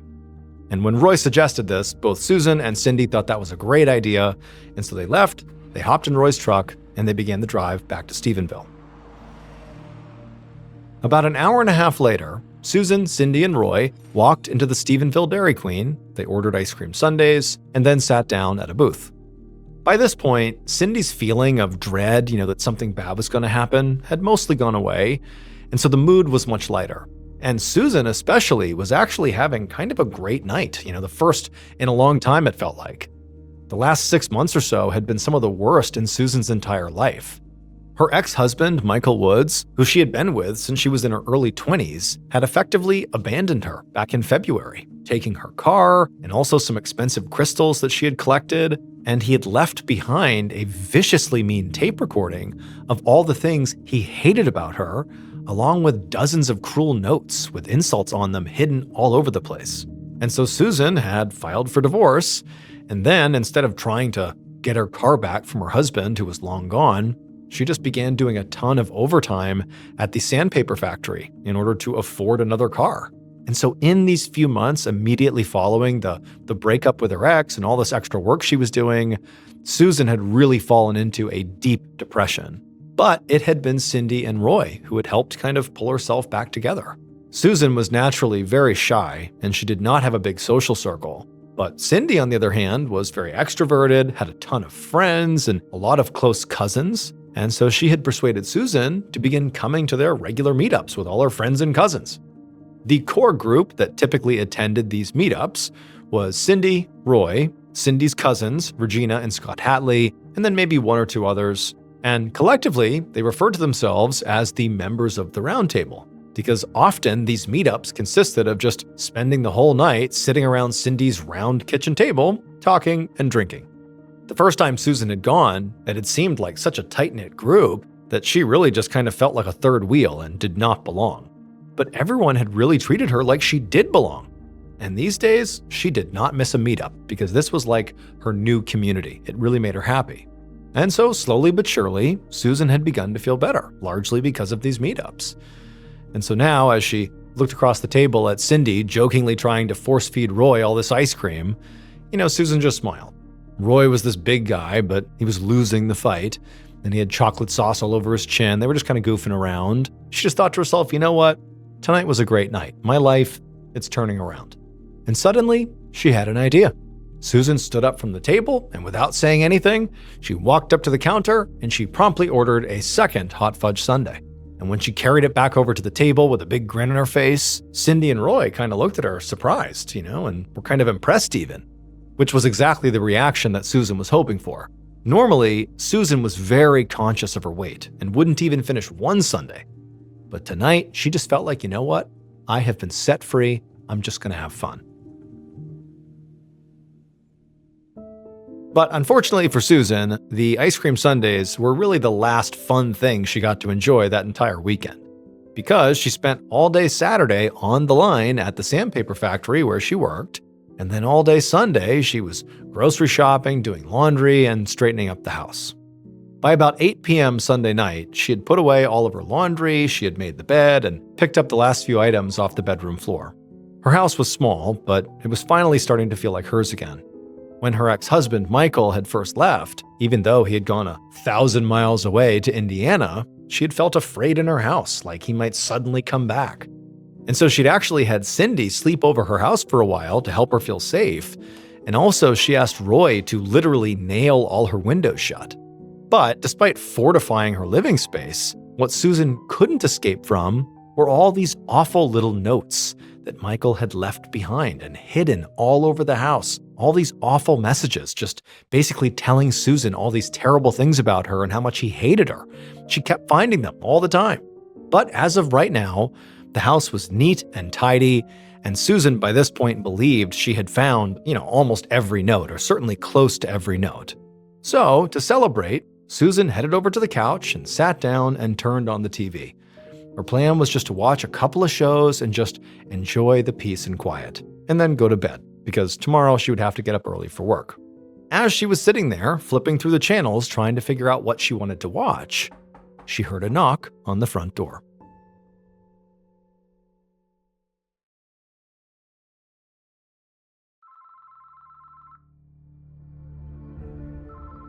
Two days later, at 6 p.m. on the afternoon of July 28th, Susan's father, Joe Atkins, was at home when his phone rang. And when he picked it up, it was Susan's manager at the sandpaper factory, which was weird. The manager told him that he was calling because Susan had not shown up to work for the past 2 days, and nobody could get a hold of her. And so he was wondering if Joe knew where she was. Joe frowned and said no, he didn't know, but he would go find out. He hung up and he immediately dialed Susan's number. And when she didn't answer, he didn't think twice. He just put the phone down, grabbed his keys, hurried out to his truck, and started driving towards Susan's place. A half an hour later, Joe pulled up outside of Susan's house, and he went up to her front door. And when he knocked, nobody answered. But he could hear the TV on inside. And when he tried the doorknob, he found the door was unlocked. He opened the door up a little bit, and he poked his head inside, and he called his daughter's name. But he didn't get a response. So he stepped all the way inside. The house was basically clean, except there were snacks out on the coffee table, and the TV was still on, and it was on pretty loud. But also, there were some cigarettes that had been burned out in an ashtray on the coffee table, and Joe knew his daughter didn't smoke. And so at this point, everything told him something is wrong. So Joe walked through the living room and into his daughter's bedroom. And his daughter was not in there, But the bed was a mess. The sheets and the bedding had all been ripped off and were sitting in a heap on the floor, and the mattress itself was hanging off the box spring. Joe was about to leave and search the rest of the house when he noticed the bathroom door in the bedroom was open. Joe forced himself to step toward the door, and as he did, his heart began to hammer in his chest. And then, when he leaned around the door and looked inside the bathroom, he just froze. For what felt like a very long time, but was very likely only a few seconds, Joe didn't move or breathe. Then, it's like he broke out of his fog, he stumbled backwards, he ran to the living room, grabbed the phone, and he called 911. Sergeant Donnie Hensley of the Stephenville Police Department had just gotten home after a pretty long shift when he got a call from dispatch to head back out again. A homicide had just been called in, and every available officer had to head to the scene right away. The dispatcher did not have many details, but they did know that the victim was a young woman and that she had been found by her father inside of her home. When Hensley got to the address, he found there was an ambulance there and a couple of fire trucks and police cars and a whole bunch of police officers that were already out and about stringing up crime scene tape. But he also saw someone that he was not expecting to see. It was a friend of his, a guy he knew who volunteered at the town's golf course. His name was Joe Atkins. So he walked over and he asked Joe, hey, what are you doing here? But the instant he asked that question, and when Joe turned around to look at him, Hensley understood why he was here. He suddenly remembered that Joe had a daughter, and based on the look on Joe's face, clearly his daughter was the murder victim. Joe had found her. Hensley was a hardened detective who had been to plenty of crime scenes by this point, and he had seen some terrible things. But the pure grief on his friend's face was too much for him to bear. He knew there was nothing he could do to take Joe's pain away. So instead, without saying anything, Hensley took Joe's hands, and the two men just stood there and prayed. And then after a few minutes, he let go of Joe's hands, and then he turned and walked up Susan's front steps to begin the search for her killer.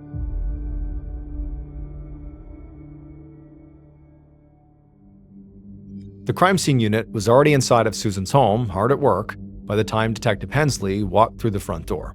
A supervisor walked over and brought Hensley up to speed. They told him that Susan's body was in the bathroom, and from the looks of it, she'd been dead for a while.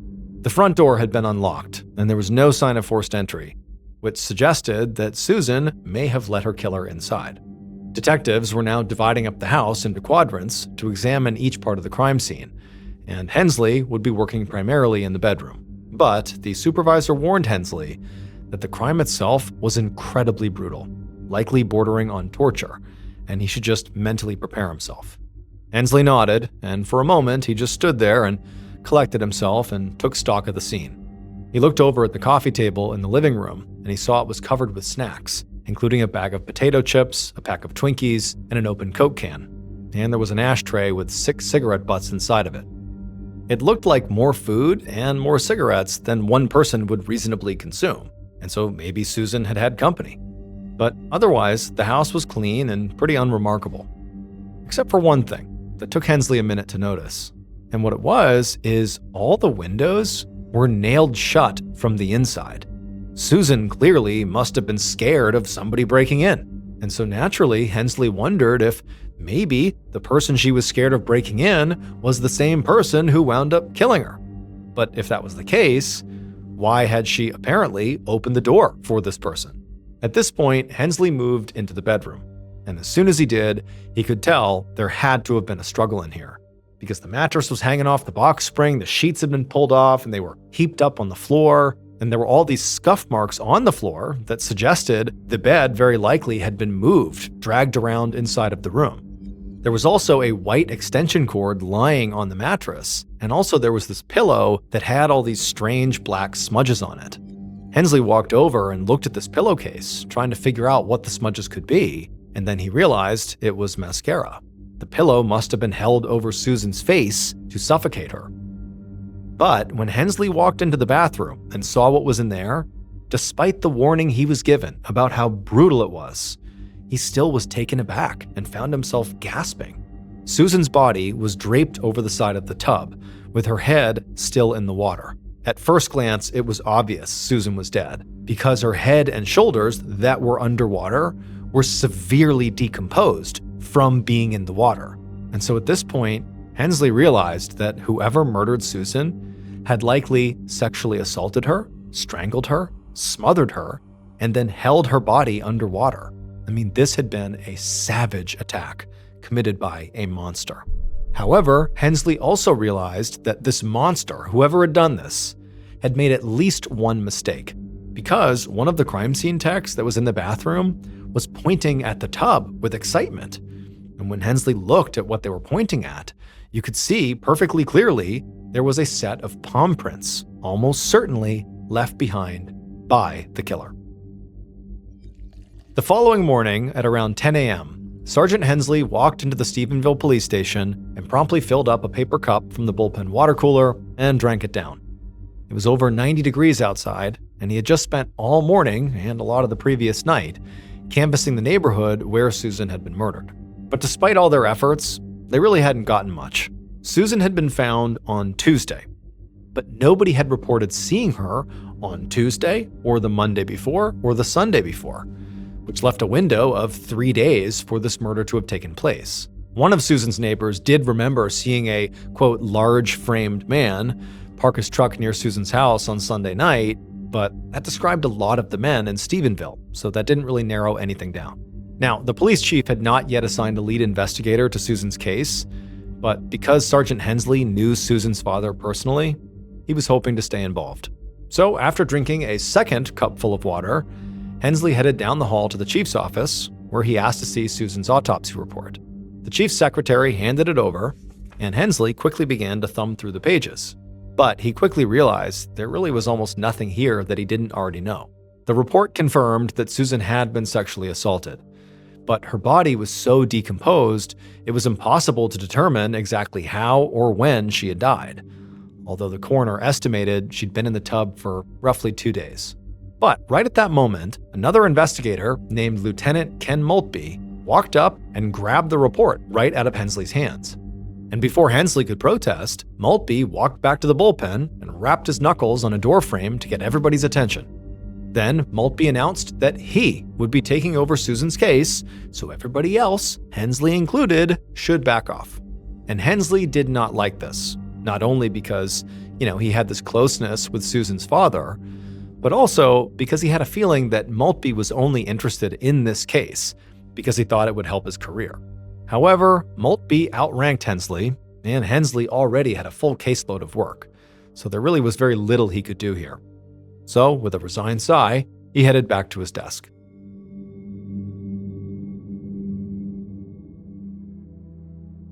Two days later, around 2 p.m. on July 31st, Sergeant Hensley stood in the back of a small crowd, sweating through his suit, as Susan's casket was lowered into the ground. Hensley was at this funeral really to support Susan's father, Joe, because he was not really a part of the investigation. However, he couldn't help, scanning the mourners, through a detective's lens to see if anybody seemed suspicious. There was a group of people in their 20s and 30s that were standing towards the front, and Hensley assumed they must be Susan's friends. He remembered what one of Susan's neighbors had said about a large framed man, and he looked at all the men, taking note of their size. At the center of the group, there was a blonde woman who was sobbing, and Hensley recognized her as Susan's best friend, Cindy Hallmark, who was leaning on her boyfriend, Roy Hayes. The two of them had actually come to the crime scene by coincidence on the day Susan's body was found, and they had totally broken down when they realized what had happened. But now, Hensley was suddenly noticing just how physically enormous Roy was. And so in that moment, Hensley thought to himself, if he was in charge of this case, he knew Roy would be somebody he'd take a close look at. But that was not his decision. But then Hensley noticed that there was actually one person who was conspicuously absent from this funeral, and that was Susan's ex-husband, Michael Woods. From what Hensley had heard around the station, nearly all of Susan's friends and family were convinced that it was Michael who was the killer. But there was a problem with this theory. Michael lived 1,000 miles away in Indianapolis, and word around the police station was that during that window of time where Susan was murdered over those 3 days, Michael was in Indianapolis, and he was around loads of people who would vouch for him being in Indianapolis, which meant that, as far as Hensley knew, there really was no way for Michael to be the killer. And so Hensley just hoped that Lieutenant Maltby had another, better suspect in mind. For the next few weeks, Sergeant Hensley focused on his own cases, while still keeping tabs on Susan's. Every couple of days, her dad would call him up and ask why Michael hadn't been arrested yet, and Hensley would always tell him that the case was in good hands and they're working on it. But as the weeks passed by with no arrests, Hensley started to wonder, what was going on here? Something needs to happen. Why is nothing happening? Then one day in early October, so roughly 2 months after Susan's murder, Hensley walked into the bullpen to find Maltby celebrating. Not because of any progress in the case, though, but to celebrate his big promotion. Maltby was going to be the lead of a new narcotics unit, and his open cases that he had been working on were just going to be, given to other investigators or filed away altogether. And so as Maltby accepted congratulations from other officers and just made a whole scene, all Sergeant Hensley could think was, well, what's going to happen to Susan's case? It could easily fall through the cracks here. And so without even talking to Maltby, Hensley walked straight to the chief's office and asked to take the case over. The chief shrugged and just said, sure, you're welcome to try, so long as this case does not get in the way of his other work. Hensley agreed and then went to get Susan's file, and then after he had it in hand, he hurried back to his desk and began rifling through the pages. And he was stunned to find that there was almost nothing in there besides the original autopsy report. And that's when Hensley remembered that Lieutenant Maltby claimed to have this photographic memory, and so he almost never took notes. And so Hensley was basically going to have to start all over from square one.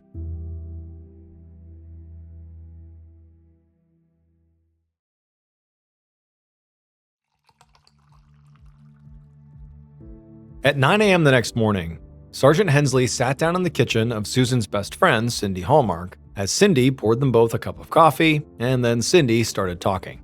And she had a lot to say. She was absolutely convinced that Susan's ex-husband, Michael Woods, was the killer, and she just could not understand why it was taking detectives so long to arrest him. Cindy said, for most of Susan and Michael's relationship, Michael was just kind of a loser. He couldn't keep a job, and he'd just lift weights and play guitars shirtless in the front yard. However, when they had broken up, Michael had recorded this totally unhinged audio recording about how awful Susan was and left it for Susan, along with all these notes he had hid all around the house and the property, which also just said terrible things about Susan. And this behavior by Michael had scared Susan so much that she had asked Cindy and Cindy's boyfriend Roy to help nail all her windows shut, specifically to prevent Michael from coming into the house. Hensley listened and wrote everything Cindy said down, but he really wasn't as sold on the Michael Woods theory as everybody else in Stephenville seemed to be. And that was primarily because the police in Indianapolis had spoken to Michael, and apparently he had given them a rock-solid alibi. And so realistically, it didn't make sense for him to be the killer. That said, Hensley was pretty confident that the killer had to be somebody Susan knew. The lack of forced entry, coupled with all the snacks and the Coke can and cigarettes on her coffee table, suggested that Susan might have entertained her murderer before they killed her. And so at this point, Hensley was much more interested in learning if there were other romantic interests in Susan's life, besides Michael. And when he asked Cindy that question, she said, yeah, there was one other guy. She said right before Susan was killed, she was seeing this bartender named J.C. Bauman. However, they'd only gone on a few dates. Cindy said that J.C. had put a lot of pressure on Susan to sleep with him, and so she had just broken up with him. And when Hensley heard this, he felt like this was really promising. And so when Cindy finished telling her J.C. story, he asked her if she knew where he could find J.C. And she said yeah, and she gave him the address of the bar where he worked. 45 minutes later, Sergeant Hensley pulled up in front of the bar. It was still too early for business, but there was a delivery truck out front, and there were a few men who were unloading kegs and bringing them inside. And so Hensley walked up to these guys, and he asked if any of them knew a J.C. Bauman. And this tall, bearded man raised his hand and said, actually, that was him. A few minutes later, Hensley and J.C. were sitting at the empty bar. Hensley watched J.C.'s face very closely as he explained to him that he was here to talk about Susan. J.C. nodded and ran his fingers through his hair like he was nervous. And then he said his throat was dry and asked Sergeant Hensley if he wanted something to drink. Sergeant Hensley said he was okay, but JC, he got up, went behind the bar, and then came back with a can of Coke. And after sitting down and opening the drink up and taking a sip, JC also lit up a cigarette. And so immediately, Hensley thought of the Coke can that was on Susan's coffee table, as well as the ashtray full of cigarettes, despite the fact that Susan was not a smoker. And so the interview had barely even started, and Hensley was already very suspicious of JC. So he decided to push pretty early and see how JC reacted under some serious pressure. And so right out the gate, he asked JC where he was on Sunday, July 26th, which was the day investigators at this point believed Susan was murdered, based primarily on the autopsy report. And when JC was asked that, he swallowed and said he couldn't remember, which was possible. I mean, the murder happened 2 months earlier, but it didn't make JC look that good. So Hensley asked JC if it was true that he and Susan broke up ultimately because he, JC, had pressured her for sex. JC turned beet red and said he had never pressured Susan. He said they had been intimate, but just once in Susan's bathtub. And when Hensley heard this, he nearly dropped his pen. It seemed extremely suspicious that JC was claiming to have been intimate with Susan in the same bathtub where she was found dead. And so Hensley wondered if he was maybe trying to get ahead of the fact that his fingerprints would be found on or in that bathtub. Now, legally, Hensley knew he could not compel JC to offer up his fingerprints without charging him first. But he took a chance and just asked anyway. And to his surprise, JC said, "Yes, you can have my fingerprints." And he almost seemed relieved. He said, "Whatever you need to help solve Susan's murder, I'll do it." 2 hours later, Sergeant Hensley was back at his desk in the Stephenville police station looking at a card that had JC's finger and palm prints on it. And as he looked at it, he began thinking about those palm prints on Susan's bathtub. In 1987, fingerprints and palm prints were just much slower to process than they are today. And the closest lab that analyzed these prints was an hour and a half away in Fort Worth. And Hensley knew they were always working with a backlog, so his results could easily take months. But Hensley was not going to just sit around and wait, because he had one more suspect he wanted to talk to.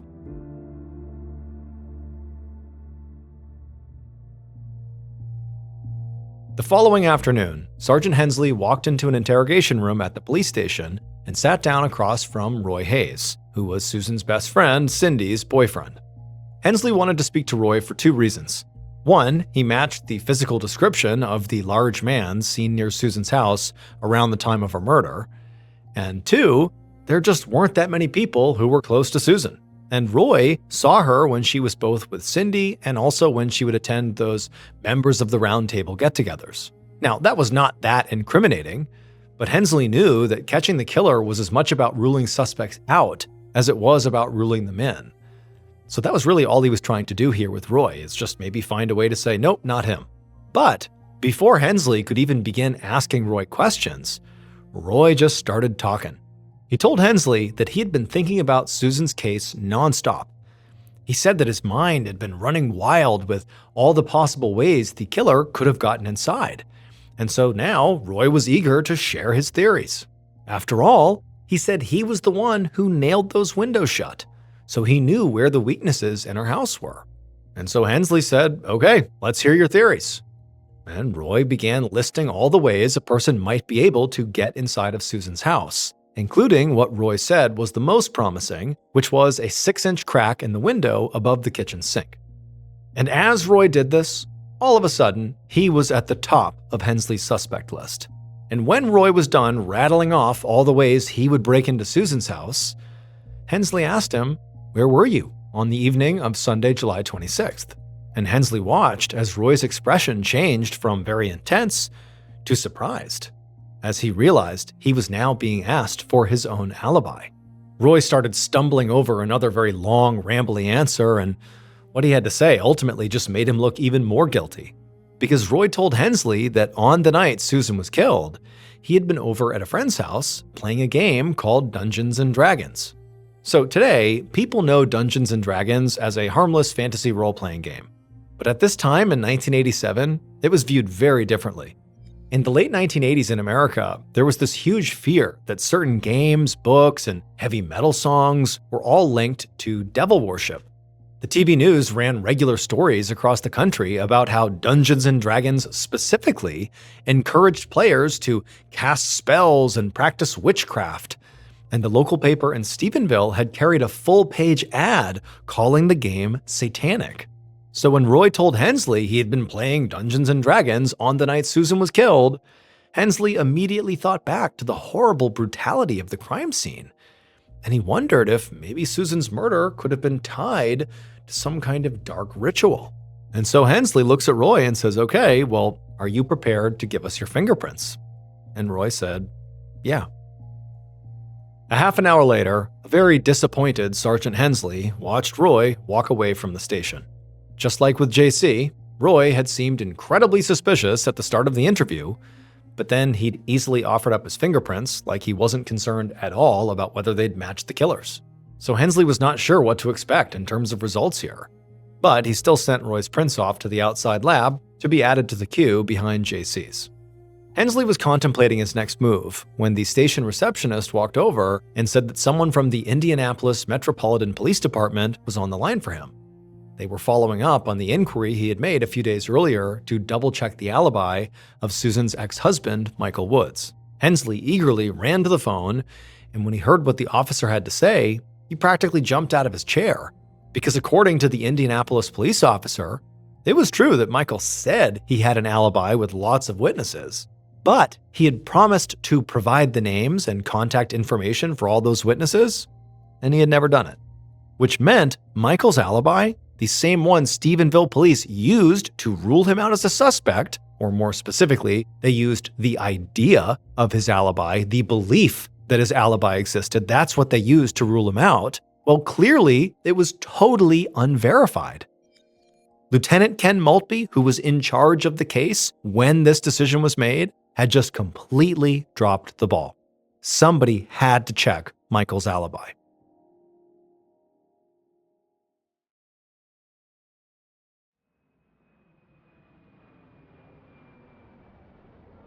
On a bright morning in April of 1988, Sergeant Hensley walked out of the Indianapolis International Airport with a single duffel bag of luggage slung over his shoulder. He was here to try to collect the fingerprints of Susan's ex-husband, Michael Woods, who was now Hensley's primary suspect. Hensley had been trying to coordinate the investigation into Michael from Stephenville, Texas, but it had proven to be kind of cumbersome, and so he decided to just take matters into his own hands and actually go to Indianapolis. He knew Michael did not have to submit to fingerprinting unless he was charged with a crime, so Hensley had come up with a plan. He was going to put Michael under surveillance and wait for him to do something illegal. Maybe he gets into a fight or an altercation, or he buys some marijuana, or even jaywalked, anything. Hensley would use it as an excuse to arrest him and get his prints. For days, Hensley sat in an unmarked van outside the house where Michael lived, watching the front door through a telephoto camera lens. But Michael and his roommates seemed pretty boring. They barely even left the house. Hensley was beginning to think that his big plan to catch Michael doing something illegal was a huge waste of time. It just was not going to happen. But then one morning, he noticed some unusual activity in Michael's front yard. Michael and his roommates were laying out furniture and clothing on their front lawn, clearly getting ready for a yard sale. Sergeant Hensley was snapping photos of everything they were bringing out, and at one point, he saw something that gave him a rush of excitement. Because through his lens, he spotted these crystal figurines that appeared to be the exact same type of crystal figurines that Michael had allegedly stolen from Susan's house in Stephenville when their marriage had ended and he had left to go to Indianapolis. Hensley practically laughed out loud. I mean, this was too easy. This was his chance. So he called the local police, and they stormed the yard sale, and they arrested Michael for theft.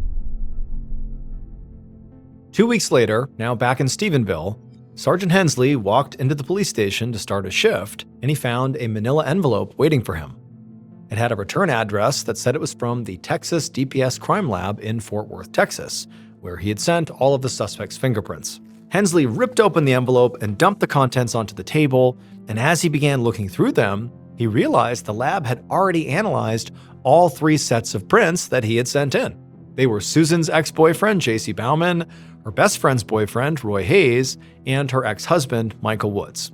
Now, at this point, if Hensley had had to guess who the killer was, he would have guessed Michael, because Michael is this estranged ex-husband who had left behind these terrible recordings and notes, and he had spooked Susan so badly at the end of their relationship, she had nailed her windows shut to keep him out.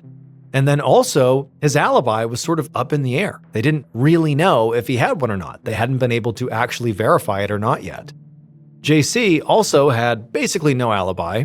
He drank Coke and he smoked cigarettes, just like the killer had left in Susan's living room, or is believed to have been the killer who left those behind. And Roy, in virtue of playing Dungeons and Dragons, could potentially be involved in Satanism. And also he seemed way too eager to talk about how he might break into Susan's house. However, for Hensley, he felt like one of these three men is the killer. He's about to get his answer. But as he read through each of these reports, he went from exhilaration to confusion, and finally just total disbelief, because none of these prints that he'd submitted matched the ones from Susan's tub.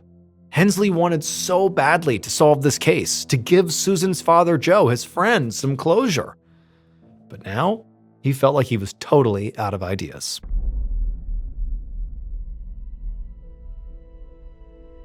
Susan's case ultimately went completely cold. Sergeant Hensley retired, and 19 years passed by. And then one day, in early 2006, Lieutenant Don Miller of the Stephenville Police Department took a box labeled Susan Woods down from a shelf in evidence storage, carried it back to his office, sat down at his desk, and began to look through its contents. Miller had recently been tasked with reviewing the department's unsolved cases, including Susan's. He read all of Sergeant Hensley's notes, he studied the crime scene photos, and he reviewed all the witness statements. None of it looked very promising. In fact, it looked like all the suspects had basically been ruled out. But then he saw those palm prints that had been lifted from Susan's bathtub, which had never been matched to anyone, and he had an idea. Back in 1987, there had been no centralized database of fingerprints. This meant that unless you had a specific suspect to compare an unknown prints against, the unknown print was effectively useless. And that's really what had happened in Susan's case. None of the suspects had matched this unknown print, so the case was put on a shelf. But in 2006, the FBI now had a national database of all the fingerprints of everybody in America who had ever been arrested and fingerprinted. And this meant that if Susan's killer had ever been arrested for any crime anywhere, their fingerprints would likely be in that database. Now, Lieutenant Miller did not have the budget or the time for a full-blown reinvestigation here, but he certainly had the time and money to just submit those prints into this FBI database to just see if there was a hit. So he submitted them and then put her case file back in storage. And sure enough, a few days later, Miller was at his desk when his phone rang, and it was the FBI, and they told him they had found a match. But when the FBI agent told Miller the name of the person whose prints these matched, it meant nothing to Miller. He didn't think he'd actually even heard the name before, and the person had been arrested for robbery in Nevada, not Texas. Miller thanked the agent, and he quickly began digging through this person's history, and he also went and got the Susan Woods case file. And slowly but surely, it all began to come together. And as Miller read through in her file all the names of the people that Susan spent her time with, he noticed something. And finally, it all just clicked.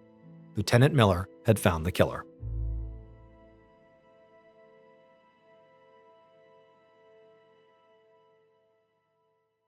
Based on evidence collected at the crime scene and the killer's written confession, the following is a reconstruction of what police believe happened to Susan Woods on the evening of Sunday, July 26, 1987.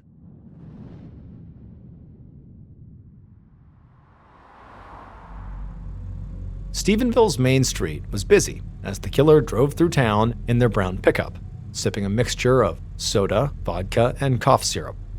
They stared out their window at all the happy people in the restaurants and the storefronts, and as they stared at these people, a darkness stirred inside the killer.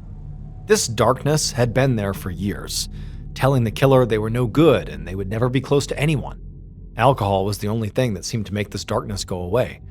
so the killer stayed half drunk most of the time. But sometimes even the alcohol wasn't enough. A few years back, when the TV news had been running non-stop with talk about devil worshipping, the killer had been sort of inspired, and they thought they might try that. And so they had lit a bunch of candles and set them around their room in the shape of a pentagram, and then the killer stripped off their clothes, they stretched out on the floor, and they offered up their soul to the devil in exchange for freedom from this darkness. But unfortunately, the darkness remained. And so now, the killer, feeling very riled up, took another drink and thought of Susan, and the way she'd smiled at them the last time they had seen each other. The killer had not had the courage to make a move back then, but now, with this buzz that they had from their drink, they really couldn't see a good reason not to make a pass at Susan. So they turned off the main road and they drove the short distance to Susan's house. In a matter of minutes, the killer was at her door, knocking. Susan opened the door and surprise flashed across her face, but then it softened into a smile and she told them to come on in. Susan told them to get comfortable, and as they sat down on the couch, she went to the kitchen to get the killer a Coke and some snacks. Then she brought them back and she sat down on the couch next to the killer to talk and catch up. And that was when the killer made their move. They leaned in to kiss her. But Susan immediately pulled back, suddenly angry. The killer grabbed her, and Susan slapped them across the face. And right then, the killer exploded. It would take almost 20 years, but that single action of the killer placing their hands on the bathtub did eventually give Lieutenant Miller the killer's identity. He was the younger cousin of Susan's best friend, Cindy Hallmark, and he was one of the members of that roundtable group who supported Susan through her divorce. He had also been at Susan's funeral and helped her friends through the aftermath of her death. The killer's name was Scott Hatley, and just a week before he killed her, he had been hanging out with the members of the round table, and Susan was there. And Susan, who was this, very shy, gentle person, had sort of opened up around this group. She was feeling happier and happier, largely because this group of friends, including Scott, had been so supportive. She really felt like she belonged here and was safe here. And during that meeting amongst the members of the round table, just sort of inexplicably, Susan had looked over at Scott and simply smiled at him. And for that reason pretty much alone, Scott, a week later, had shown up on her doorstep and murdered her. By the time Lieutenant Miller put all of this together, Hatley was 41 years old and was still a free man. And so on June 7, 2006, Miller had him arrested and charged him with Susan's murder. He would ultimately take a plea deal and was sentenced to 30 years in prison, but would only serve 11 years before he was released for good behavior. However, 3 years after Hatley got out of prison, he was found dead inside of his RV from cancer complications. And among his things, investigators would find this handwritten diary where he confessed to Susan's murder. The pages were also filled with references to Satan and demons, and Hatley specifically wrote that some kind of outside presence had been responsible for pushing him to ultimately assault and kill Susan.